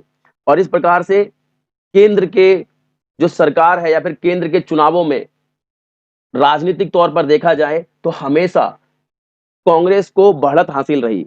और इसी के कारण से 1967 के बाद भी कांग्रेस का 3 दशकों तक भारतीय राजनीति में प्रभुत्व कायम रहा। तो आपका अगला पॉइंट होगा गाइस, राजनीतिक दलों के कार्यक्रमों में समानता। यानी जितने भी राजनीतिक दल अन्य थे भारत के अंदर, तो उनके जितने भी काम करने के तरीके थे, वो लगभग कांग्रेस के जैसे ही थे, कांग्रेस से कुछ ज्यादा अलग नहीं थे। तो इसलिए भी मतदाताओं ने कांग्रेस पार्टी को ही ज्यादा पसंद किया, उसको वोट देना ज्यादा जरूरी समझा। तो देखिए, कांग्रेस एवं उसकी विरोधी पार्टियों के कार्यक्रम एवं नीतियों में कोई बहुत अंतर नहीं था, बल्कि उनमें समानता अधिक थी। जिसके कारण मतदाताओं ने अन्य पार्टियों को वोट देने की अपेक्षा कांग्रेस पार्टियों को वोट देना उचित समझा। इसके बाद सबसे महत्वपूर्ण जो था वो था चमत्कारी नेता। चमत्कारी नेता यानी कांग्रेस पार्टी के अंदर ऐसे बहुत सारे नेता थे जिन्होंने भारत की आजादी में बहुत महत्वपूर्ण भूमिका निभाई थी और जिनके कहने पर बहुत सारे लोग अपनी राय बनाया करते थे। तो ऐसे नेता कांग्रेस में शामिल थे। जैसे हम बात करें पंडित जवाहरलाल नेहरू, सरदार वल्लभ भाई पटेल, लाल बहादुर शास्त्री जी आदि, ये सभी कहीं ना कहीं कांग्रेस पार्टी के सदस्य थे। लोगों का इनके ऊपर विश्वास था, इसीलिए लोग इनके ऊपर कांग्रेस पार्टी को बार बार चुनावों में वोट देते थे और कांग्रेस पार्टी जीतती थी। आपका अगला पॉइंट होगा, कांग्रेस पार्टी को स्वतंत्रता संग्राम की विरासत थी।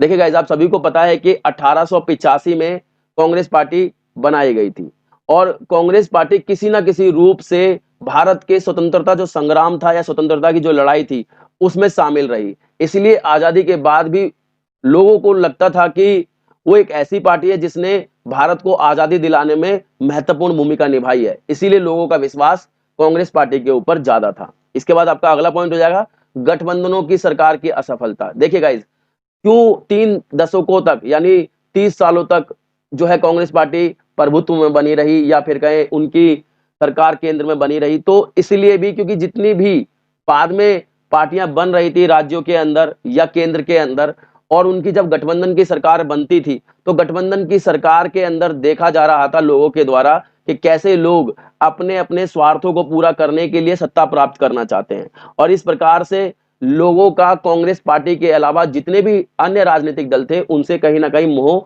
भंग होता जा रहा था। इसीलिए उन्होंने गठबंधनों की सरकार जब सही तरीके से नहीं चल रही थी तब ऐसी स्थिति में लोगों ने सिर्फ और सिर्फ इस भारत के लिए जो विकल्प समझा वो कांग्रेस को ही समझा। इसीलिए गठबंधन की जो सरकारें थी जब असफल हो रही थी तो भी लोगों ने विकल्प के तौर पर केवल और केवल किसको देखा? कांग्रेस को। तो आप इसको पॉइंट को ऐसे भी लिख सकते हो कि कांग्रेस की प्रधानता का एक कारण राज्यों में गठबंधन की सरकारों की असफलता। तो आपको पता है कि 1967 के आम चुनावों से आधे राज्यों में गैर कांग्रेसी गठबंधन की सरकारें स्थापित की गई थी। मतलब 1967 जब आया तो लगभग आधे राज्यों के अंदर कांग्रेस की सरकार चली गई और जो गैर कांग्रेसी गठबंधन थे उनकी सरकार स्थापित हुई। तो लोग देख रहे थे कि कांग्रेसी नेता अपने निजी स्वार्थों के लिए आपस में ही उनका गठबंधन बना रहे हैं, गठबंधन करके अपनी सत्ता प्राप्त करना चाहते हैं और वो जो गठबंधन की सरकारें थी वो भी अच्छी तरीके से सफल नहीं हो पा रही थी। तो आप कह सकते हो कि उनका गठबंधन सरकार सफल लोगों का गैर कांग्रेसी सरकारों से मोह भंग हो गया था। यानी जो गठबंधन की सरकार थी उनसे मोह भंग हो गया था भारत के लोगों का। इसीलिए जो है गठबंधन की सरकारों पर ज्यादा विश्वास नहीं रहा और पहले जो है 30 सालों तक या फिर कहें 3 दशकों तक कांग्रेस जो है प्रभुत्व में बनी रही। देखिए अगला है आपका राजनीतिक दल बदल। 1960 के आम चुनावों के पश्चात जो राजनीतिक दल बदल हुआ उसे परोक्ष रूप से आगे चलकर कांग्रेस पार्टी को शक्ति प्राप्त हुई। देखिए गाइस, 1960 के दशक के अंदर आपने देखा होगा कि बहुत ज्यादा दल बदल हो रहा था और दल बदल के बारे में आपको पता है कि दल बदल को कैसे रोका गया। मैंने आपको बताया था कि 61वां संविधान संशोधन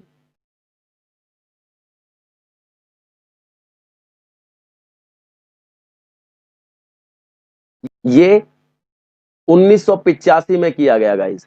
तो 61वां संविधान संशोधन जो 1985 में किया गया उसके माध्यम से क्या हुआ कि भारत सरकार ने दल बदल के लिए नियम कायदे कानून बना दिए जिसके कारण दल बदल इतना आसान नहीं रह गया, जिसके कारण पहले बहुत सारी राजनीतिक पार्टियां प्रभावित होती थी। तो ये जो दल बदल था गाइस, दल बदल के कारण भी देखा जा रहा था कि कांग्रेस से लोग जो है जीत जीत कर अन्य राजनीतिक पार्टियों में शामिल हो जाया करते थे और कांग्रेस को जो है इससे हानि उठानी पड़ती थी और लोग समझते थे इस बात को। इसीलिए दल बदल से जो है आगे चलकर कांग्रेस को बहुत ज्यादा फायदा हुआ। कांग्रेस को भी ऐसा फायदा मिला क्योंकि लोग कुछ अन्य पार्टियों को छोड़ करके कांग्रेस में भी शामिल होते थे। फिर अन्य कारण था भारत के अंदर first pass the post system, जिसके बारे में आपने क्लास 11th में पढ़ा था। देखिए गाइस, ऐसा नहीं था कि कांग्रेस पार्टी बहुत अच्छी तरीके से जीत रही थी। आप देखोगे कि 1952 के चुनावों के अंदर कांग्रेस पार्टी को केवल 47% वोट मिला था और 47% वोट के हिसाब से उनको सीटें कितनी मिल गई? 74%। ऐसा कैसे पॉसिबल हो पाया? तो आपको पता होगा इसके पीछे का कारण था हमारे देश का अंदर जो चुनावों के दौरान अपनाया जाने वाला तरीका है ना, first pass the post system, उसके कारण कांग्रेस पार्टी चुनाव जीत रही थी। उसके कारण भी कांग्रेस पार्टी को वोट कम मिलते थे, लेकिन सीटें ज्यादा मिल जाया करती थी। तो इस प्रकार से आप इन 9 पॉइंटों को अच्छे तरीके से समझ सकते हो और अपनी जो समझ है कांग्रेस पार्टी के प्रभुत्व स्थापित होने के पीछे की, वो मजबूत कर सकते हो। देखिए आपका अगला क्वेश्चन होगा गाइस, कांग्रेस पार्टी का एक सामाजिक और विचारात्मक गठबंधन के रूप में वर्णन करें आप। तो आप बताइए किस प्रकार से कर सकते हो आप? तो मैं आपको बता दूं गाइस, ये भी बहुत इंपॉर्टेंट क्वेश्चन है। इसके 2 चीजों को ध्यान रखना है, समाज को और विचार को। यानी क्यों कांग्रेस पार्टी को एक सामाजिक गठबंधन कहते हैं, क्यों कांग्रेस पार्टी को एक विचारात्मक गठबंधन कहते हैं? आपसे अलग-अलग पूछ ले तो आप अलग-अलग बता देना, आपसे कंबाइन करके पूछ ले तो आप एक साथ बता देना। तो आपसे जब वो पूछे सामाजिक गठबंधन क्यों कहते हैं, तो आप समाज के लोगों के बारे में बता देना, समाज किस से मिलकर के बनता है। तो किसानों से मिलकर के बनता है, उद्योगपतियों से मिलकर के बनता है, ग्रामीण लोगों से मिलकर के बनता है, शहरी लोगों से मिलकर के बनता है, जिसके अंदर मध्यम वर्गीय होते हैं, जिसके अंदर स्वामी लोग होते हैं, ये समाज के वर्ग हैं। तो इन सभी का जो है ना समर्थन प्राप्त था कांग्रेस पार्टी को। तो इन सभी के समर्थन के आधार पर आप कांग्रेस पार्टी को एक सामाजिक गठबंधन कह सकते हो। इसके विपरीत अगर आप विचारात्मक गठबंधन के बारे में बताते हो तो आप बोल सकते हो कि कांग्रेस पार्टी उस समय एक ऐसी राजनीतिक पार्टी थी जिसके अंदर सभी प्रकार की विचारधाराओं वाले लोग शामिल थे। चाहे वो उदारवादी है, चाहे वो जो है साम्यवादी है, नरमपंथी है, गरमपंथी है, क्रांतिकारी है, शांतिवादी है, रूढ़िवादी है, दक्षिणपंथी है, वामपंथी है, रेडिकलिस्ट है, कैसे भी लोग हैं, इन सब लोग जो है ना कहीं न कहीं कुछ रूप में ही सही, लेकिन कांग्रेस में शामिल थे। तो इस प्रकार से हम कांग्रेस को इन सभी विचारधाराओं का गठबंधन या फिर कहीं इन सभी विचारधाराओं का कांग्रेस के अंदर होने के कारण हम कांग्रेस पार्टी को विचारात्मक गठबंधन भी कह सकते हैं। तो गाइस आशा करता हूं आपको जो मैं समझाना चाहता हूं वो आपको समझ में आ रहा होगा। और अगर आपने अभी तक चैनल सब्सक्राइब नहीं किया है तो वो भी कर दीजिए ताकि आपको ऐसी ही और इंटरेस्टिंग वीडियो मिलती रहे। चलिए आपको इसको एक बार किस तरीके से पेपर में लिखना है वो भी देख लेते हैं। तो कांग्रेस पार्टी एक सामाजिक गठबंधन के रूप में, देखिए गाइस जैसे मैंने बताया था वैसा ही मिलने वाला है इसके अंदर। जैसा कि हम सभी पढ़ चुके हैं कि आपने प्रारंभिक काल में कांग्रेस कामकाजी और व्यापारिक वर्गों का एक हित समूह मात्र थी, लेकिन 20वीं शताब्दी के जन आंदोलनों के कारण जो है इस पार्टी ने आम लोगों की पार्टी के रूप में अपनी जगह बना ली और इसके पीछे का कारण असहयोग आंदोलन में भी जुड़ी रही। कांग्रेस पार्टी सामाजिक आधार बढ़ाती चली गई इन आंदोलनों के कारण और इसके कारण से जो समाज के बहुत सारे वर्ग थे वो कांग्रेस पार्टी के साथ में होते चले गए, जैसे किसान, उद्योगपति, शहरी, ग्रामीण लोग, श्रमिक लोग, आपका स्वामी वर्ग, मध्यम वर्ग, निम्न वर्ग, उच्च वर्ग, ये सभी लोग जो है वो कांग्रेस के साथ में जुड़ते चले गए। तो हम इस आधार पर कह सकते हैं कि सामाजिक गठबंधन का स्वरूप धारण करने में कांग्रेस पार्टी को बहुत ही ज्यादा महत्वपूर्णता हासिल हो गई और इन सभी के शामिल होने के कारण या सभी के मौजूदगी के कारण हम कांग्रेस पार्टी को एक सामाजिक गठबंधन का रूप दे सकते हैं, क्योंकि इसके अंदर समाज के सभी लोग शामिल थे और इस पार्टी के अंदर समाज की विविधता दिखती थी, विविधता का प्रतिनिधित्व करती थी ये राजनीतिक पार्टी। इसीलिए हम इसको सामाजिक गठबंधन कहते हैं, यानी समाज के सभी लोग शामिल थे। आपका अगला टॉपिक होगा कि कांग्रेस एक विचारात्मक गठबंधन के रूप में कैसे थी। तो मैंने आपको बताया था कि कांग्रेस में विभिन्न विचारधारा वाले नेता शामिल थे, जिसके कारण जैसे कांग्रेस जो थी वो एक विचारात्मक गठबंधन के रूप में मशहूर हो गई। जैसे हम बात करें इसके अंदर गरमपंथी, नरमपंथी, क्रांतिवादी, शांतिवादी, उदारवादी, रूढ़िवादी, दक्षिणपंथी, वामपंथी, रेडिकलिस्ट, मध्यम वर्गीय आदि सभी वर्गों के नेता शामिल थे। एक पार्टी ये जो थी वो ऐसी पार्टी थी जिसके अंदर सभी विचारधाराएं एक मंच पर थी और हम कह सकते हैं कि अनेक समूह, चाहे वो हित समूह हो, राजनीतिक दल हो, वो एक स्थान पर आ गए, राष्ट्रीय आंदोलनों में भाग लेते थे। स्वतंत्रता प्राप्ति तक कांग्रेस ने इस परस्पर विरोधी विचारों वाले नेताओं को अपने साथ बनाए रखने में महत्वपूर्ण भूमिका अदा की। पार्टी किसी विशेष पद्धति, कार्यक्रम या नीति को लेकर के विद्वान जितने भी मतभेद थे उनको वो आसानी से सुलझाया कर लेती थी। अगर सुलझा नहीं पाती थी तो ऐसी स्थिति में रहती थी राजनीतिक पार्टी जो कांग्रेस है कि उनके जितने भी लोग थे वो उनसे बाहर नहीं जाते थे, किसी ना किसी रूप में मतभेद के होते हुए भी कांग्रेस पार्टी के अंदर बने रहते थे, एक आम सहमति कायम कर लेती थी, जिसके कारण कांग्रेस जो पार्टी थी वो एक जो है विचारात्मक गठबंधन के रूप में सफल हो गई और जो है 1967 तक चलती रही। आप देखिए गाइस, ये क्वेश्चन बहुत इंपॉर्टेंट था और साथ ही बहुत ही आसान और इंटरेस्टिंग भी था अगर आप समझो तो। इसके बाद आपका अगला क्वेश्चन है, क्या एकल पार्टी प्रभुत्व की प्रणाली का भारतीय राजनीति के लोकतंत्र के चरित्र पर खराब असर हुआ है? देखिए गाइस, मैंने आपको बताया था कि वो क्वेश्चन जो है दो तरीके से पूछा जा सकता है। अब ये नेगेटिव पॉइंट आ गया आपका। तो सच्चाई है कि एकल पार्टी प्रभुत्व की जो प्रणाली है वो भारतीय राजनीति के लोकतांत्रिक चरित्र पर खराब असर डालती है, ये तय है, क्योंकि इस कारण से कोई और विचारात्मक गठबंधन या पार्टी उस समय उभर कर नहीं आ पाई जो कांग्रेस पार्टी की सही मायने में आलोचना कर सके, तथा मतदाताओं के पास कोई विकल्प ही नहीं था कांग्रेस के अलावा। तो कांग्रेस को समर्थन देने के अलावा कोई विकल्प नहीं था और राजनीति के अंदर विकल्पों का अभाव या विकल्प शून्य, वो भी लोकतंत्र के अंदर, बहुत खतरनाक साबित होता है। तो हम इसलिए कह सकते हैं कि भारतीय राजनीति के अंदर जो कांग्रेस पार्टी का प्रभुत्व कायम हुआ वो राजनीतिक लोकतंत्र के लिए अच्छा नहीं था, क्योंकि उस समय कोई और राजनीतिक विचारधारा उभर करके सामने नहीं आई। इसके बाद आपका अगला क्वेश्चन है, 1952 के पहले आम चुनावों से लेकर 2004 के आम चुनावों तक मतदान के तरीके में क्या बदलाव आया? गाइस, वेरी इंपॉर्टेंट क्वेश्चन, क्योंकि आप इन चीजों को जरूर कहीं ना कहीं अनदेखा करते हुए आए होंगे। तो यह क्वेश्चन इस चीज से भी पूछ सकता है कि 1952 के पश्चात भारत में जितने भी मतदान हुए उनकी प्रक्रिया में लगातार क्या परिवर्तन आता चला गया, तो आपको प्रकाश डालना है। तो यानी शुरुआत से लेकर के आज तक की बात करें, देखिए मैं बताता हूं, ये वैसे 2004 है, यहाँ पर आप अगर लिखना चाहो तो 2020 भी लिख सकते हो, 2019 लिख सकते हो, क्योंकि ये जो सिस्टम है वो अभी भी चल रहा है, क्योंकि परिवर्तन तो लगातार होते रहते हैं, लेकिन अभी कुछ और परिवर्तन आने बाकी हैं, क्योंकि अभी बात में चल रही थी कि सारे जो चुनाव होते हैं भारत के अंदर, चाहे लोकसभा, राज्यसभा या आपके विधानसभा, पंचायत के, विधायक के, सब चीज ना एक साथ कराने की बात चल रही थी, ताकि लोगों को बार बार समय खराब ना करना पड़े और जो चुनाव आयोग है और भारत का पैसा बचे। तो ये पद्धति आने वाली है, लेकिन फिलहाल नहीं आई है। तो आपको बताना 1952 से लेकर 2004 तक क्या परिवर्तन आने वाले आए, या किस प्रकार से ये पूरी विकास क्रम रहा हमारे देश के अंदर मतदान का। तो 1952 के पहले आम चुनावों से लेकर 2004 के आम चुनावों तक मतदान के तरीकों में महत्वपूर्ण परिवर्तन आए। पहले आम चुनावों में प्रत्येक उम्मीदवार के लिए एक पेटी रखी जाती थी जिस पर उसका चुनाव चिन्ह अंकित हुआ करता था। मतदाताओं को एक खाली मतपत्र दे दिया जाता था, एक ना वो दे दिया जाता था खाली मतपत्र, उसके ऊपर उसका नाम, उसकी वोटर लिस्ट जो होती है उसको स्टेपल करके जो है उसको बंद करके उस व्यक्ति को दे दिया जाया करता था, और कार्डबोर्ड के पीछे बहुत सारे बॉक्स रखे हुआ करते थे और उस बॉक्स के ऊपर जो भी राजनीतिक पार्टी हुआ करती थी उसका चुनाव चिन्ह अंकित हुआ करता था। तो व्यक्ति उस बॉक्स के पीछे जाकर के या फिर कहीं कार्डबोर्ड के पीछे जाकर के अपनी मर्जी से जिस भी स्टील के बॉक्स में वो अपना मत पत्र डाल दिया करता था, तो मान लिया जाता था कि उस व्यक्ति ने उसको ही वोट दे दिया। ये पहले चुनावों में होता था। फिर क्या हुआ, आगे जाकर के इसमें भी परिवर्तन आया, जिससे वह अपनी पसंद के उम्मीदवार की पेटी में डाल दिया करता था। इस काम के लिए लगभग जो है 20 लाख स्टील के बक्से बनाए गए थे, 20 लाख स्टील के बक्सों का प्रयोग किया था।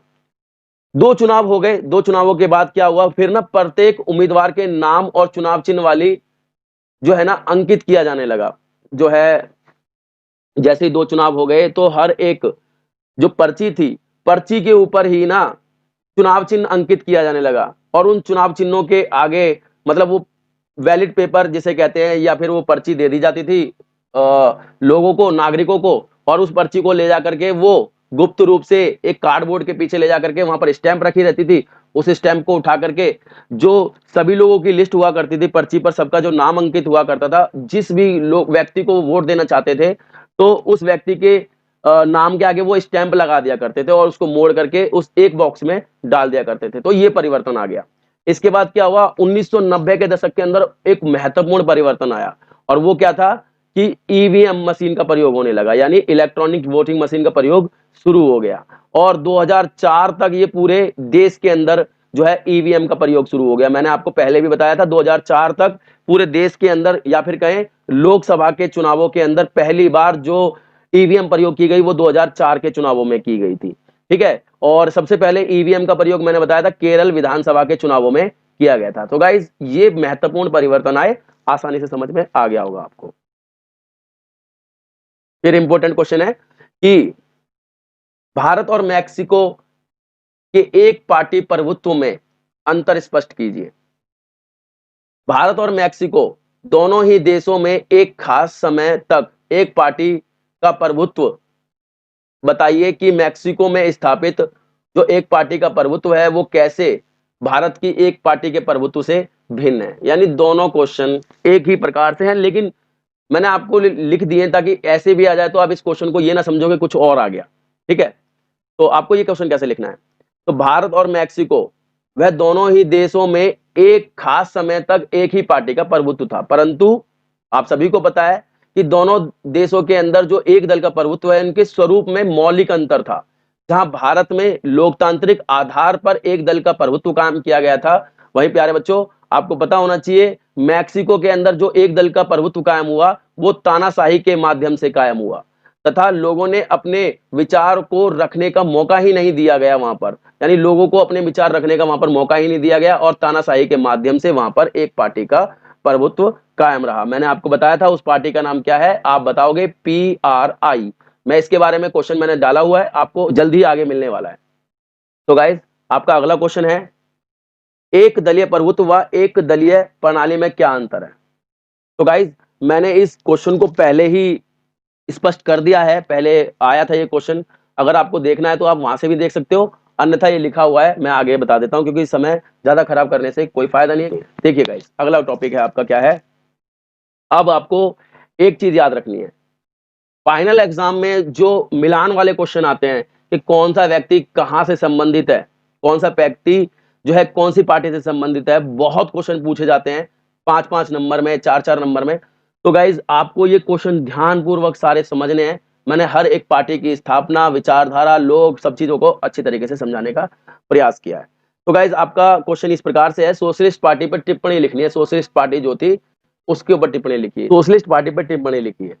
तो गाइज आपको पहले ये बताना है कि स्थापना और संस्थापक कौन थे। मैं आपको बताता हूं कि जो सोशलिस्ट पार्टी थी गाइज उसकी स्थापना 1934 से लेकर 1938 भी मानी जाती है।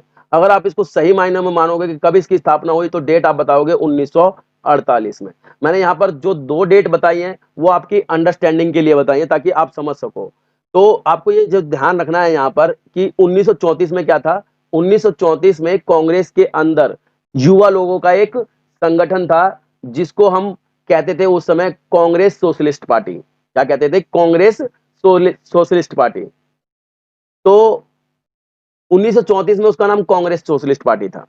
1948 तक वो जो है कांग्रेस के अंदर रही, परंतु मैंने आपको बताया था कि 1947 में जब भारत को आजादी मिली तो आजादी के बाद 1948 में कांग्रेस पार्टी ने अपना खुद का संविधान बनाया।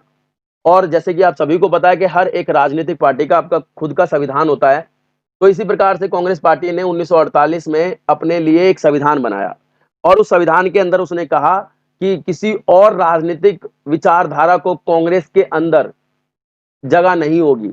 यानी जो पहले पामर ने कहा था छाता संगठन या सराय की संज्ञा दी गई थी वो सब अब झुटला दी गई। क्यों? क्योंकि इसके अंदर कह दिया गया कि अब और कोई अन्य राजनीतिक विचारधारा या पार्टी कांग्रेस के अंदर नहीं रह सकती है। ठीक है ना, तो मजबूरन क्या हुआ 1948 में जो कांग्रेस सोशलिस्ट पार्टी थी उसको अलग होना पड़ा और जब वो अलग हुई तब उसका नाम पड़ा सोशलिस्ट पार्टी।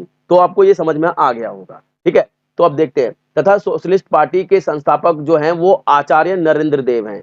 आचार्य नरेंद्र देव जो हैं वो सोशलिस्ट पार्टी के संस्थापक हैं और 1948 में कांग्रेस पार्टी ने अपना अलग संविधान बना लिया था जिसके अंदर कहा गया था कि कांग्रेस के अंदर अब दोहरी सदस्यता धारण नहीं कर सकते, यानी 2 विचारधारा के आप सदस्य नहीं हो सकते हैं। इसीलिए 1948 में मजबूरन आचार्य नरेंद्र देव को जो है सोशलिस्ट पार्टी की स्थापना करनी पड़ी। देखिए गाइस, तो इसके बाद हम बात करते हैं कि इनका चुनाव चिन्ह क्या है, तो आप बोल सकते हो बरगद का पेड़ इनका चुनाव चिन्ह है। विचारधारा क्या थी इनकी, तो सोशलिस्ट पार्टी की विचारधारा समाजवादी, लोकतांत्रिक समाजवाद में ये विश्वास करते थे, तो आप इस तरीके से बता सकते हो। और सोशलिस्ट पार्टी की विशेषताओं में आप क्या-क्या चीज इंक्लूड करोगे, तो आपके सामने ये क्वेश्चन इस प्रकार से लिखना है कि ये जो पार्टी थी वो कांग्रेस को ज्यादा से ज्यादा परिवर्तनकारी और समतावादी बनाना चाहते थे, यानी समानता पर आधारित बनाना चाहते थे। यह कांग्रेस पर आरोप लगाते थे कि वह पूंजीपतियों व जमींदारों का पक्ष ले रही है और मजदूर और किसानों की उपेक्षा कर रही है। ये इसकी विशेषता थी, क्योंकि इसका काम करने का तरीका ये था। 1955 में सोशलिस्ट पार्टी को बहुत कठिनाइयों का सामना करना पड़ा, क्योंकि कांग्रेस ने अपना स्वरूप बदल दिया था गाइस। घोषणा की थी कि उसका जो लक्ष्य है वो समाजवादी बनावट का है, यानी पूरे समाज में जो है एक लक्ष्य प्राप्त करना है, वो है समाजवाद का, क्योंकि सबका भला कर सके। तो ऐसी स्थिति में जब समाजवाद का जो है इसने विचारधारा को स्वीकार कर लिया, तो ऐसी स्थिति में जो समाजवादी पार्टी थी उसके लिए अपना अस्तित्व बनाए रखना बहुत मुश्किल हो गया था। इसके बाद आपको बताना है कि सोशलिस्ट पार्टी जैसे-जैसे आगे बढ़ी तो सोशलिस्ट पार्टी के कई टुकड़े हुए। जैसे आप जानते हो कि किसान मजदूर पार्टी भी सोशलिस्ट पार्टी से निकली है, प्रजा सोशलिस्ट पार्टी भी जो है आपकी सोशलिस्ट पार्टी से निकली है। सोशलिस्ट पार्टी मतलब समाजवादी पार्टी, और संयुक्त सोशलिस्ट पार्टी, साथ ही संयुक्त सोशलिस्ट पार्टी का नाम भी कहीं न कहीं देखोगे आप तो वो सोशलिस्ट पार्टी से ही निकला है। और आप इसमें बता सकते हो कि जो लोग हैं प्रमुख नेता वो कौन-कौन इसके थे जो सोशलिस्ट पार्टी से संबंधित थे। जैसे जयप्रकाश नारायण, अच्युत पटवर्धन, अशोक मेहता, आचार्य नरेंद्र देव, राम मनोहर लोहिया और एसएम जोशी। गाइस बहुत यहां से कंफ्यूजन क्रिएट करता है नाम। मैं यही कहूंगा कि इनको रिपीट कीजिए, इनको ध्यान में रखिए, क्योंकि नाम तो आपको ध्यान रखने ही पड़ेंगे कौन कौन सोशलिस्ट पार्टी से संबंधित थे। इसके बाद आपको कांग्रेस पार्टी के बारे में बताना है। तो मैंने बताया था कांग्रेस पार्टी की स्थापना 28 दिसंबर 1885 को हुई। स्थापना इनकी ए.ओ. ह्यूम ने की थी तथा इनके पहले अध्यक्ष बने थे व्योमेश चंद्र बैनर्जी। इसके बाद मैंने बताया था कि कांग्रेस पार्टी के 2 चुनाव चिन्ह रहे हैं गाइस। तो पहले चुनाव चिन्ह में या फिर कहें पहले कांग्रेस में जो चुनाव चिन्ह था कांग्रेस का वो 2 बैल थे। बाद में कांग्रेस ने अपना चुनाव चिन्ह बदल दिया, वो बना दिया हाथिया, जिसे हम पंजा भी कह सकते हैं। कई बार जो है पंजाबी लिखा मिलता है, तो आप कंफ्यूज मत होना, पंजा मतलब हाथी है आपका, ठीक है। इसकी विचारधारा क्या थी? लोकतंत्र, समाजवाद, ये सभी चीजें लेकर के चलती थी। फिर कांग्रेस पार्टी की विशेषता क्या थी? तो मैंने बताया 1947 में देश को आजादी दिलाने में कांग्रेस पार्टी ने महत्वपूर्ण भूमिका निभाई और सरकार का नेतृत्व भी किया। अगला पॉइंट है आपका, आजादी से लेकर 2014 तक 16 आम चुनाव हुए और इन 16 आम चुनावों में से देखोगे गाइस ज्यादातर समय में कुछ समय निकाल दिया जाए तो कांग्रेस ही सत्ता में बनी रही और कांग्रेस ने 6 बार तो पूर्ण बहुमत हासिल किया, जबकि 4 बार सत्तारूढ़ गठबंधन के साथ काम किया और 49 सालों तक वह केंद्र में किसी ना किसी रूप में हिस्सेदारी में रही और सरकार चलाने में उन्होंने महत्वपूर्ण भूमिका निभाई 49 साल। इसके बाद आप देखोगे महत्वपूर्ण नेता बाल गंगाधर तिलक, लाला लाजपत राय, बिपिन चंद्र पाल, सरदार वल्लभ भाई पटेल, नेहरू, राजेंद्र प्रसाद, महादेवी देसाई, सुभाष चंद्र बोस, लाल बहादुर शास्त्री और आपका जो है सरदार वल्लभ भाई पटेल, ये महत्वपूर्ण नेता इनके रह चुके हैं। तो ये कांग्रेस के ऊपर टिप्पणी थी। कांग्रेस एक महत्वपूर्ण विषय बन जाता है आपके इस चैप्टर के लिए। आपका अगला क्वेश्चन है guys, communist party of India पर टिप्पणी लिखिए। ये भी क्वेश्चन बहुत इंपॉर्टेंट है क्योंकि यहाँ के अंदर से बहुत क्वेश्चन आते हैं। इसकी स्थापना 26 दिसंबर 1925 को की गई और इसकी स्थापना में एम.एन. रॉय और चारू मजूमदार, नाम याद रखना है, एम.एन. रॉय और चारू मजूमदार महत्वपूर्ण भूमिका निभाई थी उन्होंने। इनका चुनाव चिन्ह क्या है? हथौड़ा और दनाती। विचारधारा क्या है इनकी? साम्यवादी। साथ ही हम बात करते हैं बच्चों कि कम्युनिस्ट पार्टी की विशेषता की। शुरू-शुरू में कम्युनिस्ट पार्टी ने क्या किया कि 1935 तक वह कांग्रेस के साथ में मिलकर के काम करते रहे। फिर क्या हुआ? 1941 में ये कांग्रेस से अलग हो गए। 1951 में कम्युनिस्ट पार्टी ने भारत के अंदर सत्ता चलाने के लिए क्या किया? हिंसक क्रांति का रास्ता छोड़ दिया। पहले आम चुनावों में यह सबसे बड़ी दूसरी पार्टी बनी थी, क्योंकि सेकंड नंबर पर यही पार्टी थी जिसको लोकसभा की 16 सीटें मिली थी। इस पार्टी का ज्यादातर जो समर्थन था या फिर जनाधार था वो आंध्र प्रदेश, पश्चिम बंगाल, बिहार और केरल में था। इस पार्टी के प्रमुख नेता कौन से थे? तो आपको नाम याद रखना है, ए.के. गोपालन, एस.ए. डांगे, ई.एम. निम्बूदिरीपाद। देखिए गाइस, ये व्यक्ति आपको याद रखना है कि केरल के पहले साम्यवादी सरकार के मुख्यमंत्री बने थे, ठीक है। तो इसके और व्यक्ति कौन थे? पीसी जोशी, अजय घोष और सुंदरैया। ये याद रखने हैं आपको नाम। ये नाम बहुत इंपॉर्टेंट है क्योंकि आपसे मिलान करने के क्वेश्चन पूछता है। फिर चीन और सोवियत संघ के विचारधारात्मक अंतर के कारण बाद में जो ये कम्युनिस्ट पार्टी थी गाइस, आप सभी को पता होगा कि 1962 में जब चीन के साथ में हमारा युद्ध हुआ और युद्ध के बाद जो है 1964 के अंदर ये जो भारत की कम्युनिस्ट पार्टी थी, जिसको हम सीपीआई बोलते हैं, यानी कम्युनिस्ट पार्टी ऑफ इंडिया, वो दो भागों में टूट गई। और पहली जो सोवियत संघ की विचारधारा को मानती थी और उसके साथ में रहना चाहती थी, तो उसका नाम रहा भारतीय कम्युनिस्ट पार्टी। जबकि दूसरी पार्टी जो थी, जो चीन की विचारधारा से प्रभावित थी, मार्क्सवाद से प्रभावित थी, तो उन्होंने अपने लिए एक नई पार्टी बना ली जिसका नाम था भारतीय कम्युनिस्ट पार्टी मार्क्सवादी, यानी अब उसका नाम हो गया सीपीआईएम। और जो सोवियत संघ के साथ में थी उसका नाम था केवल सीपीआई। तो इस प्रकार से दो राजनीतिक पार्टियां आज भी मौजूद है, एक का नाम है सीपीआईएम और एक का नाम है सीपीआई। ठीक है, जो चीन के साथ में थी उसका नाम है सीपीआईएम और जो सोवियत संघ के साथ में थी या सोवियत संघ की विचारधारा से सहमत थी उसका नाम था सीपीआई। और इस प्रकार से ये आज भी मौजूद है। तो आपका ये क्वेश्चन भी इस प्रकार से सॉल्व हो जाता है। आपका अगला क्वेश्चन है, आचार्य नरेंद्र देव पर टिप्पणी लिखिए। तो आप बताइए, आचार्य नरेंद्र देव की जो जन्म हुआ था वो 1889 में हुआ और मृत्यु 1956 में हुई। ये भारत के एक स्वतंत्रता सेनानी थे, साथ ही कांग्रेस सोशलिस्ट पार्टी के संस्थापक भी थे। आजादी के बाद जो है इनको कई बार और आजादी के दौरान भी कई बार जेल जाना पड़ा। किसान आंदोलन में हमेशा सक्रिय रहते थे और बौद्ध धर्म के विद्वान थे। साथ ही आजादी के बाद यह सोशलिस्ट पार्टी और प्रजा सोशलिस्ट पार्टी का इन्होंने नेतृत्व भी किया, उसको चलाया भी गाइस। इसीलिए आपको आचार्य नरेंद्र देव का नाम भी याद रखना है। इसके बाद आपसे पूछ सकता है कि ए.के. गोपालन पर टिप्पणी लिखिए। तो ए.के. गोपालन का जन्म जो हुआ वो 1904 में हुआ, मृत्यु 1977 में हुई। और ये केरल के कम्युनिस्ट पार्टी के नेता थे। राजनीतिक जीवन का आरंभ इन्होंने कांग्रेस के कार्यकर्ता के रूप में किया था, यानी ये जो जब राजनीति में आए तो कांग्रेस में एक कार्यकर्ता के रूप में आए थे। 1939 में ये कम्युनिस्ट पार्टी में शामिल हो गए और 1964 में जब कम्युनिस्ट पार्टी का विभाजन हुआ तो ये गाइस चले गए कहां, सीपीआईएम में चले गए, यानी चीन वाली विचारधारा के साथ में ये चले गए, जिनका नाम था ए.के. गोपालन। इसके बाद आपका अगला क्वेश्चन है गाइस, भारतीय जनसंघ पर टिप्पणी लिखिए। गाइस यहां से क्वेश्चन आ सकता है क्योंकि कहीं ना कहीं जो वर्तमान में बीजेपी की सरकार है वो यहीं से जुड़ी हुई है। देखिए जनसंघ, तो मैं आपको बता दूं भारतीय जनसंघ की जो स्थापना हुई वो जो स्वयंसेवी संघ है जिसको आप आरएसएस के नाम से जानते हो, साथ ही हिंदू महासभा से प्रेरित थी। भारतीय जनसंघ की स्थापना 21 अक्टूबर 1951 में की गई थी तथा इसकी स्थापना में जो महत्वपूर्ण योगदान रहा, जिनको संस्थापक माना जाता है वो है श्यामा प्रसाद मुखर्जी और इनका चुनाव चिन्ह था दीपक। और मैंने आपको बताया कि इनकी जो विचारधारा थी बहुत ही इंटरेस्टिंग, सभी से अलग विचारधारा वो थी। एक देश एक संस्कृति और एक राष्ट्र का इनका नारा था, इनकी विचारधारा थी। इनका मानना था कि भारत को भारतीय संस्कृति और परंपरा के आधार पर हम आधुनिक और प्रगतिशील और ताकतवर बना सकते हैं। हमें भारत की संस्कृति की, हमें भारत के जो है इतिहास की, परंपराओं का ध्यान रखना चाहिए।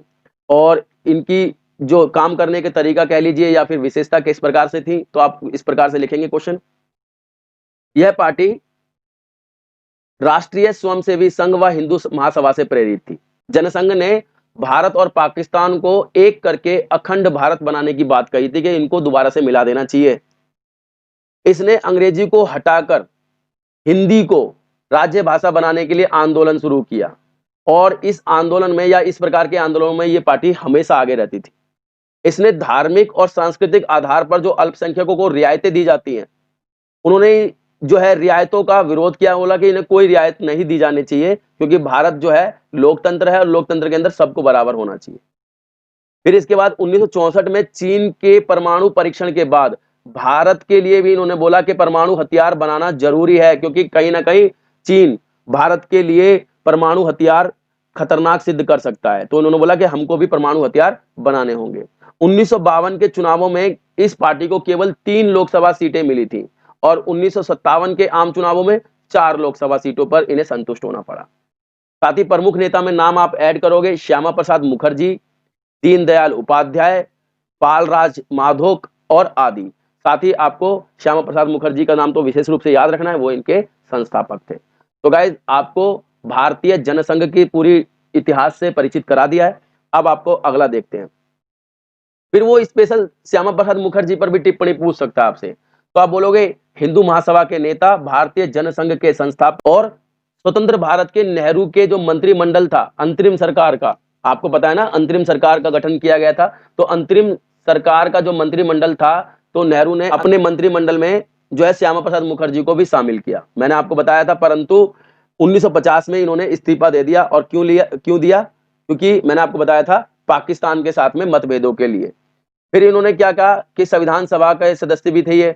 फिर मैंने बताया कश्मीर की स्वायत्तता देने के खिलाफ थे, 370 के बहुत घोर विरोधी थे ये। इसके बाद कश्मीर नीति पर जनसंघ के प्रदर्शन के दौरान इनको गिरफ्तार कर लिया गया। जब इनको 370 दी गई थी कश्मीर को, तब इनको गिरफ्तार कर लिया गया था और हिरासत में इनकी मौत हो गई थी। और इस प्रकार से आप श्यामा प्रसाद मुखर्जी से परिचित हुए। अब आपको देखते हैं हम दीनदयाल उपाध्याय के बारे में। दीनदयाल उपाध्याय पर टिप्पणी लिखनी है। तो इनका जन्म आप बताओगे 1916 में हुआ और मृत्यु 1968 में हुई। और 1942 में ये जो राष्ट्रीय स्वयंसेवी संघ के पूर्णकालिक सदस्य बन गए, यानी हमेशा के लिए उससे जुड़ गए। इसके बाद भारतीय जनसंघ के संस्थापक सदस्यों में से एक बने ये। फिर भारतीय जनसंघ में पहले जो है ये सचिव और फिर बाद में अध्यक्ष भी रहे उस जनसंघ के। फिर समग्र मानवतावाद सिद्धांत के प्रेरणाता हैं ये। मैंने आपको बताया था समग्र मानवतावाद सिद्धांत किसके द्वारा दिया गया है, तो आपका आंसर था जो है दीनदयाल उपाध्याय जी। इसके बाद आप स्वतंत्र पार्टी के बारे में बताओगे। स्वतंत्र पार्टी की स्थापना कब हुई, इसकी क्या विशेषता थी, सारा का सारा। तो मैंने आपको बताया स्वतंत्र पार्टी की स्थापना अगस्त 1959 में की गई और इसकी स्थापना में सी राजगोपालाचारी का बहुत महत्वपूर्ण योगदान था। साथ ही के एम मुंशी और एनजी रंगा ये भी शामिल थे। आपको नाम अच्छे से याद रखने हैं। इसके बाद इनका जो चुनाव चिन्ह था गाइस वो था सितारा। विचारधारा थी इनकी व्यक्तिवादी स्वतंत्रता में ये पूर्ण तरीके से विश्वास करते थे, जिसको आप पूंजीवाद भी समझ सकते हो गाइस। ये पूंजीवादी थे, एक तरीके से पूंजीवादी विचारधारा के, या बाजारवादी भी कह सकते हो आप इसको, बाजारवादी विचारधारा के पूरे समर्थक थे। ये जो केंद्रीकृत नियोजन है, राष्ट्रीयकरण है, या अर्थव्यवस्था के ऊपर जो सार्वजनिक क्षेत्र का कब्जा हो रहा था उसकी मौजूदगी, उसकी आलोचना करते थे। वो कहते थे कि सरकार का कोई नियंत्रण नहीं होना चाहिए, व्यक्तियों को इसकी परमिशन देनी चाहिए, व्यक्ति करें जो करना है। तो मैंने बताया कि निजी क्षेत्र के ये भरपूर समर्थक थे, खुली छूट की तरफदारी करते थे हमेशा। स्वतंत्र पार्टी जो है किसानों में जमीन की हदबंदी, सहकारी खेती, खाद्यान्न के व्यापार पर सरकारी नियंत्रण, इसके विरुद्ध थे। हदबंदी को आप चकबंदी भी समझ सकते हो गाइस। चकबंदी जानते हो आप क्या होता है, क्योंकि आपको पता है कि हमारे देश के अंदर भूमि सुधार किए गए थे। भूमि सुधार के अंदर ये हदबंदी आता है, जिसके बारे में आप पढ़ोगे इमरजेंसी वाले चैप्टर के अंदर। इसके बाद आप देखोगे कि यह गुट निरपेक्षता की जो नीति थी भारत की, उसके विरुद्ध थे। ये चाहते थे कि भारत को जो है ना सोवियत संघ का साथ छोड़ देना चाहिए और भारत को जो है ना यूएसए के साथ रहना चाहिए और उसके साथ में नजदीकियां बढ़ानी चाहिए, क्योंकि यूएसए भी लोकतंत्र पर चलता है, लोगों के पास अधिकार हैं, और भारत भी लोकतंत्र पर चलता है, लोगों के पास अधिकार हैं, और हम अपना विकास तेजी से कर पाएंगे यदि हम यूएसए के साथ में रहें तो, और उसके साथ में संबंध बनाए तो। फिर साथ ही स्वतंत्र पार्टी का जनाधार जो था, यानी इसके जो समर्थक थे, आपको पता होना चाहिए, वो थे जमींदार लोग, राजा महाराजा, उद्योगपति और व्यवसायी लोग, क्योंकि भाई जिनकी ये बात कहेंगे वही तो इसके सदस्य बनेंगे। और इस प्रकार से ये क्वेश्चन भी आपका पूरा हो गया। मैंने शुरू में ही आपको इसके सदस्यों का नाम बता दिया था कि कौन कौन से थे। आप नाम याद रखिए, सी राजगोपालाचारी, के एम मुंशी और एनजी रंगा आदि। ठीक है गाइज, अब आगे देखते हैं। फिर आपका अगला क्वेश्चन है सी राजगोपालाचारी पर टिप्पणी लिखो। तो आपका आंसर होगा कि इनका जन्म 1878 और मृत्यु 1972 में हुई। कांग्रेस के वरिष्ठ नेता और साहित्यकार भी थे ये। महात्मा गांधी के बहुत करीबी, संविधान सभा के सदस्य, स्वतंत्र भारत के पहले भारतीय गवर्नर जनरल और अंतिम भी कह सकते हो। आजादी के बाद जो अंतरिम सरकार थी, तो अंतरिम सरकार के अंदर केंद्र सरकार में ये मंत्री थे। मद्रास के मुख्यमंत्री भी रह चुके हैं तथा भारत रत्न प्राप्त करने वाले पहले भारतीयों में से ये शामिल है। आपको पता होना चाहिए कि दो लोगों को संयुक्त रूप से भारत रत्न मिला था। आपको पता है एक तो सर्वपल्ली राधाकृष्णन है और दूसरे थे आपके जो है सी राजगोपालाचारी जी। इन दोनों को भारत रत्न एक साथ मिला था और इन दोनों को भारत रत्न मिलने में हम कह सकते हैं कि ये पहले व्यक्ति थे। फिर आपका रफी अहमद किदवई पर टिप्पणी लिखनी है। तो रफी अहमद किदवई के बारे में भी क्वेश्चन पूछे गए हैं। तो आपको बताना है कि इनका जन्म 1894 और मृत्यु 1854 में हुई। और ये उत्तर प्रदेश से कांग्रेस के नेता थे।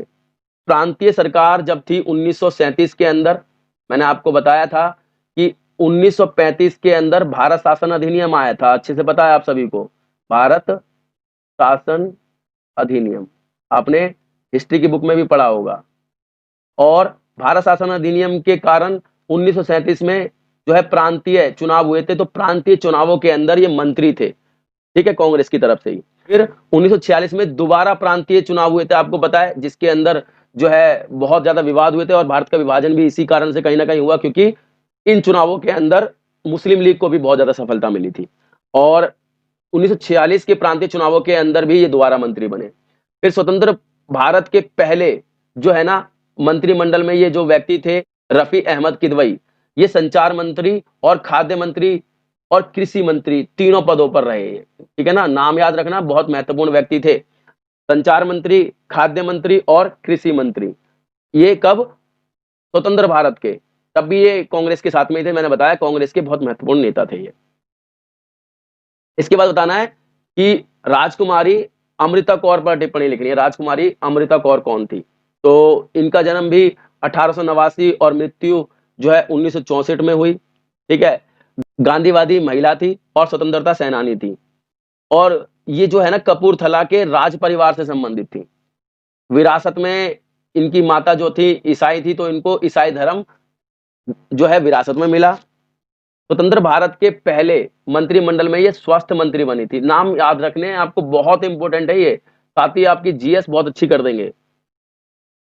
इसके बाद मैंने जैसे बताया था आपको, मैक्सिको की एक राजनीतिक पार्टी जिसका नाम था PRI, उस पर अगर 5 नंबर में या 4 नंबर में क्वेश्चन आ जाए तो आप कैसे लिखोगे? तो इस प्रकार से लिखना है कि यह मैक्सिको की एक राजनीतिक पार्टी थी तथा इसकी विशेषता निम्नलिखित थी।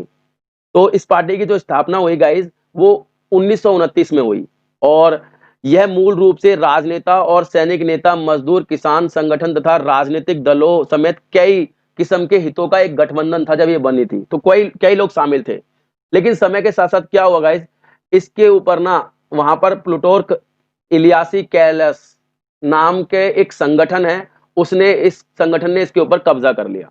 इसके बाद यह पार्टी जो है हर चुनावों के अंदर जीतती चली गई, क्योंकि इसने क्या किया, चुनावों के जो नियम थे ना कुछ इस प्रकार से बना दिए कि इन नियमों के आधार पर बार बार ये PRI पार्टी ही जीतती थी, केवल यही पार्टी जीतती थी। शासक दल ने अक्सर जब भी चुनाव होते थे उसके अंदर वो हेरफेर करते थे और धांधलेबाजी करते थे।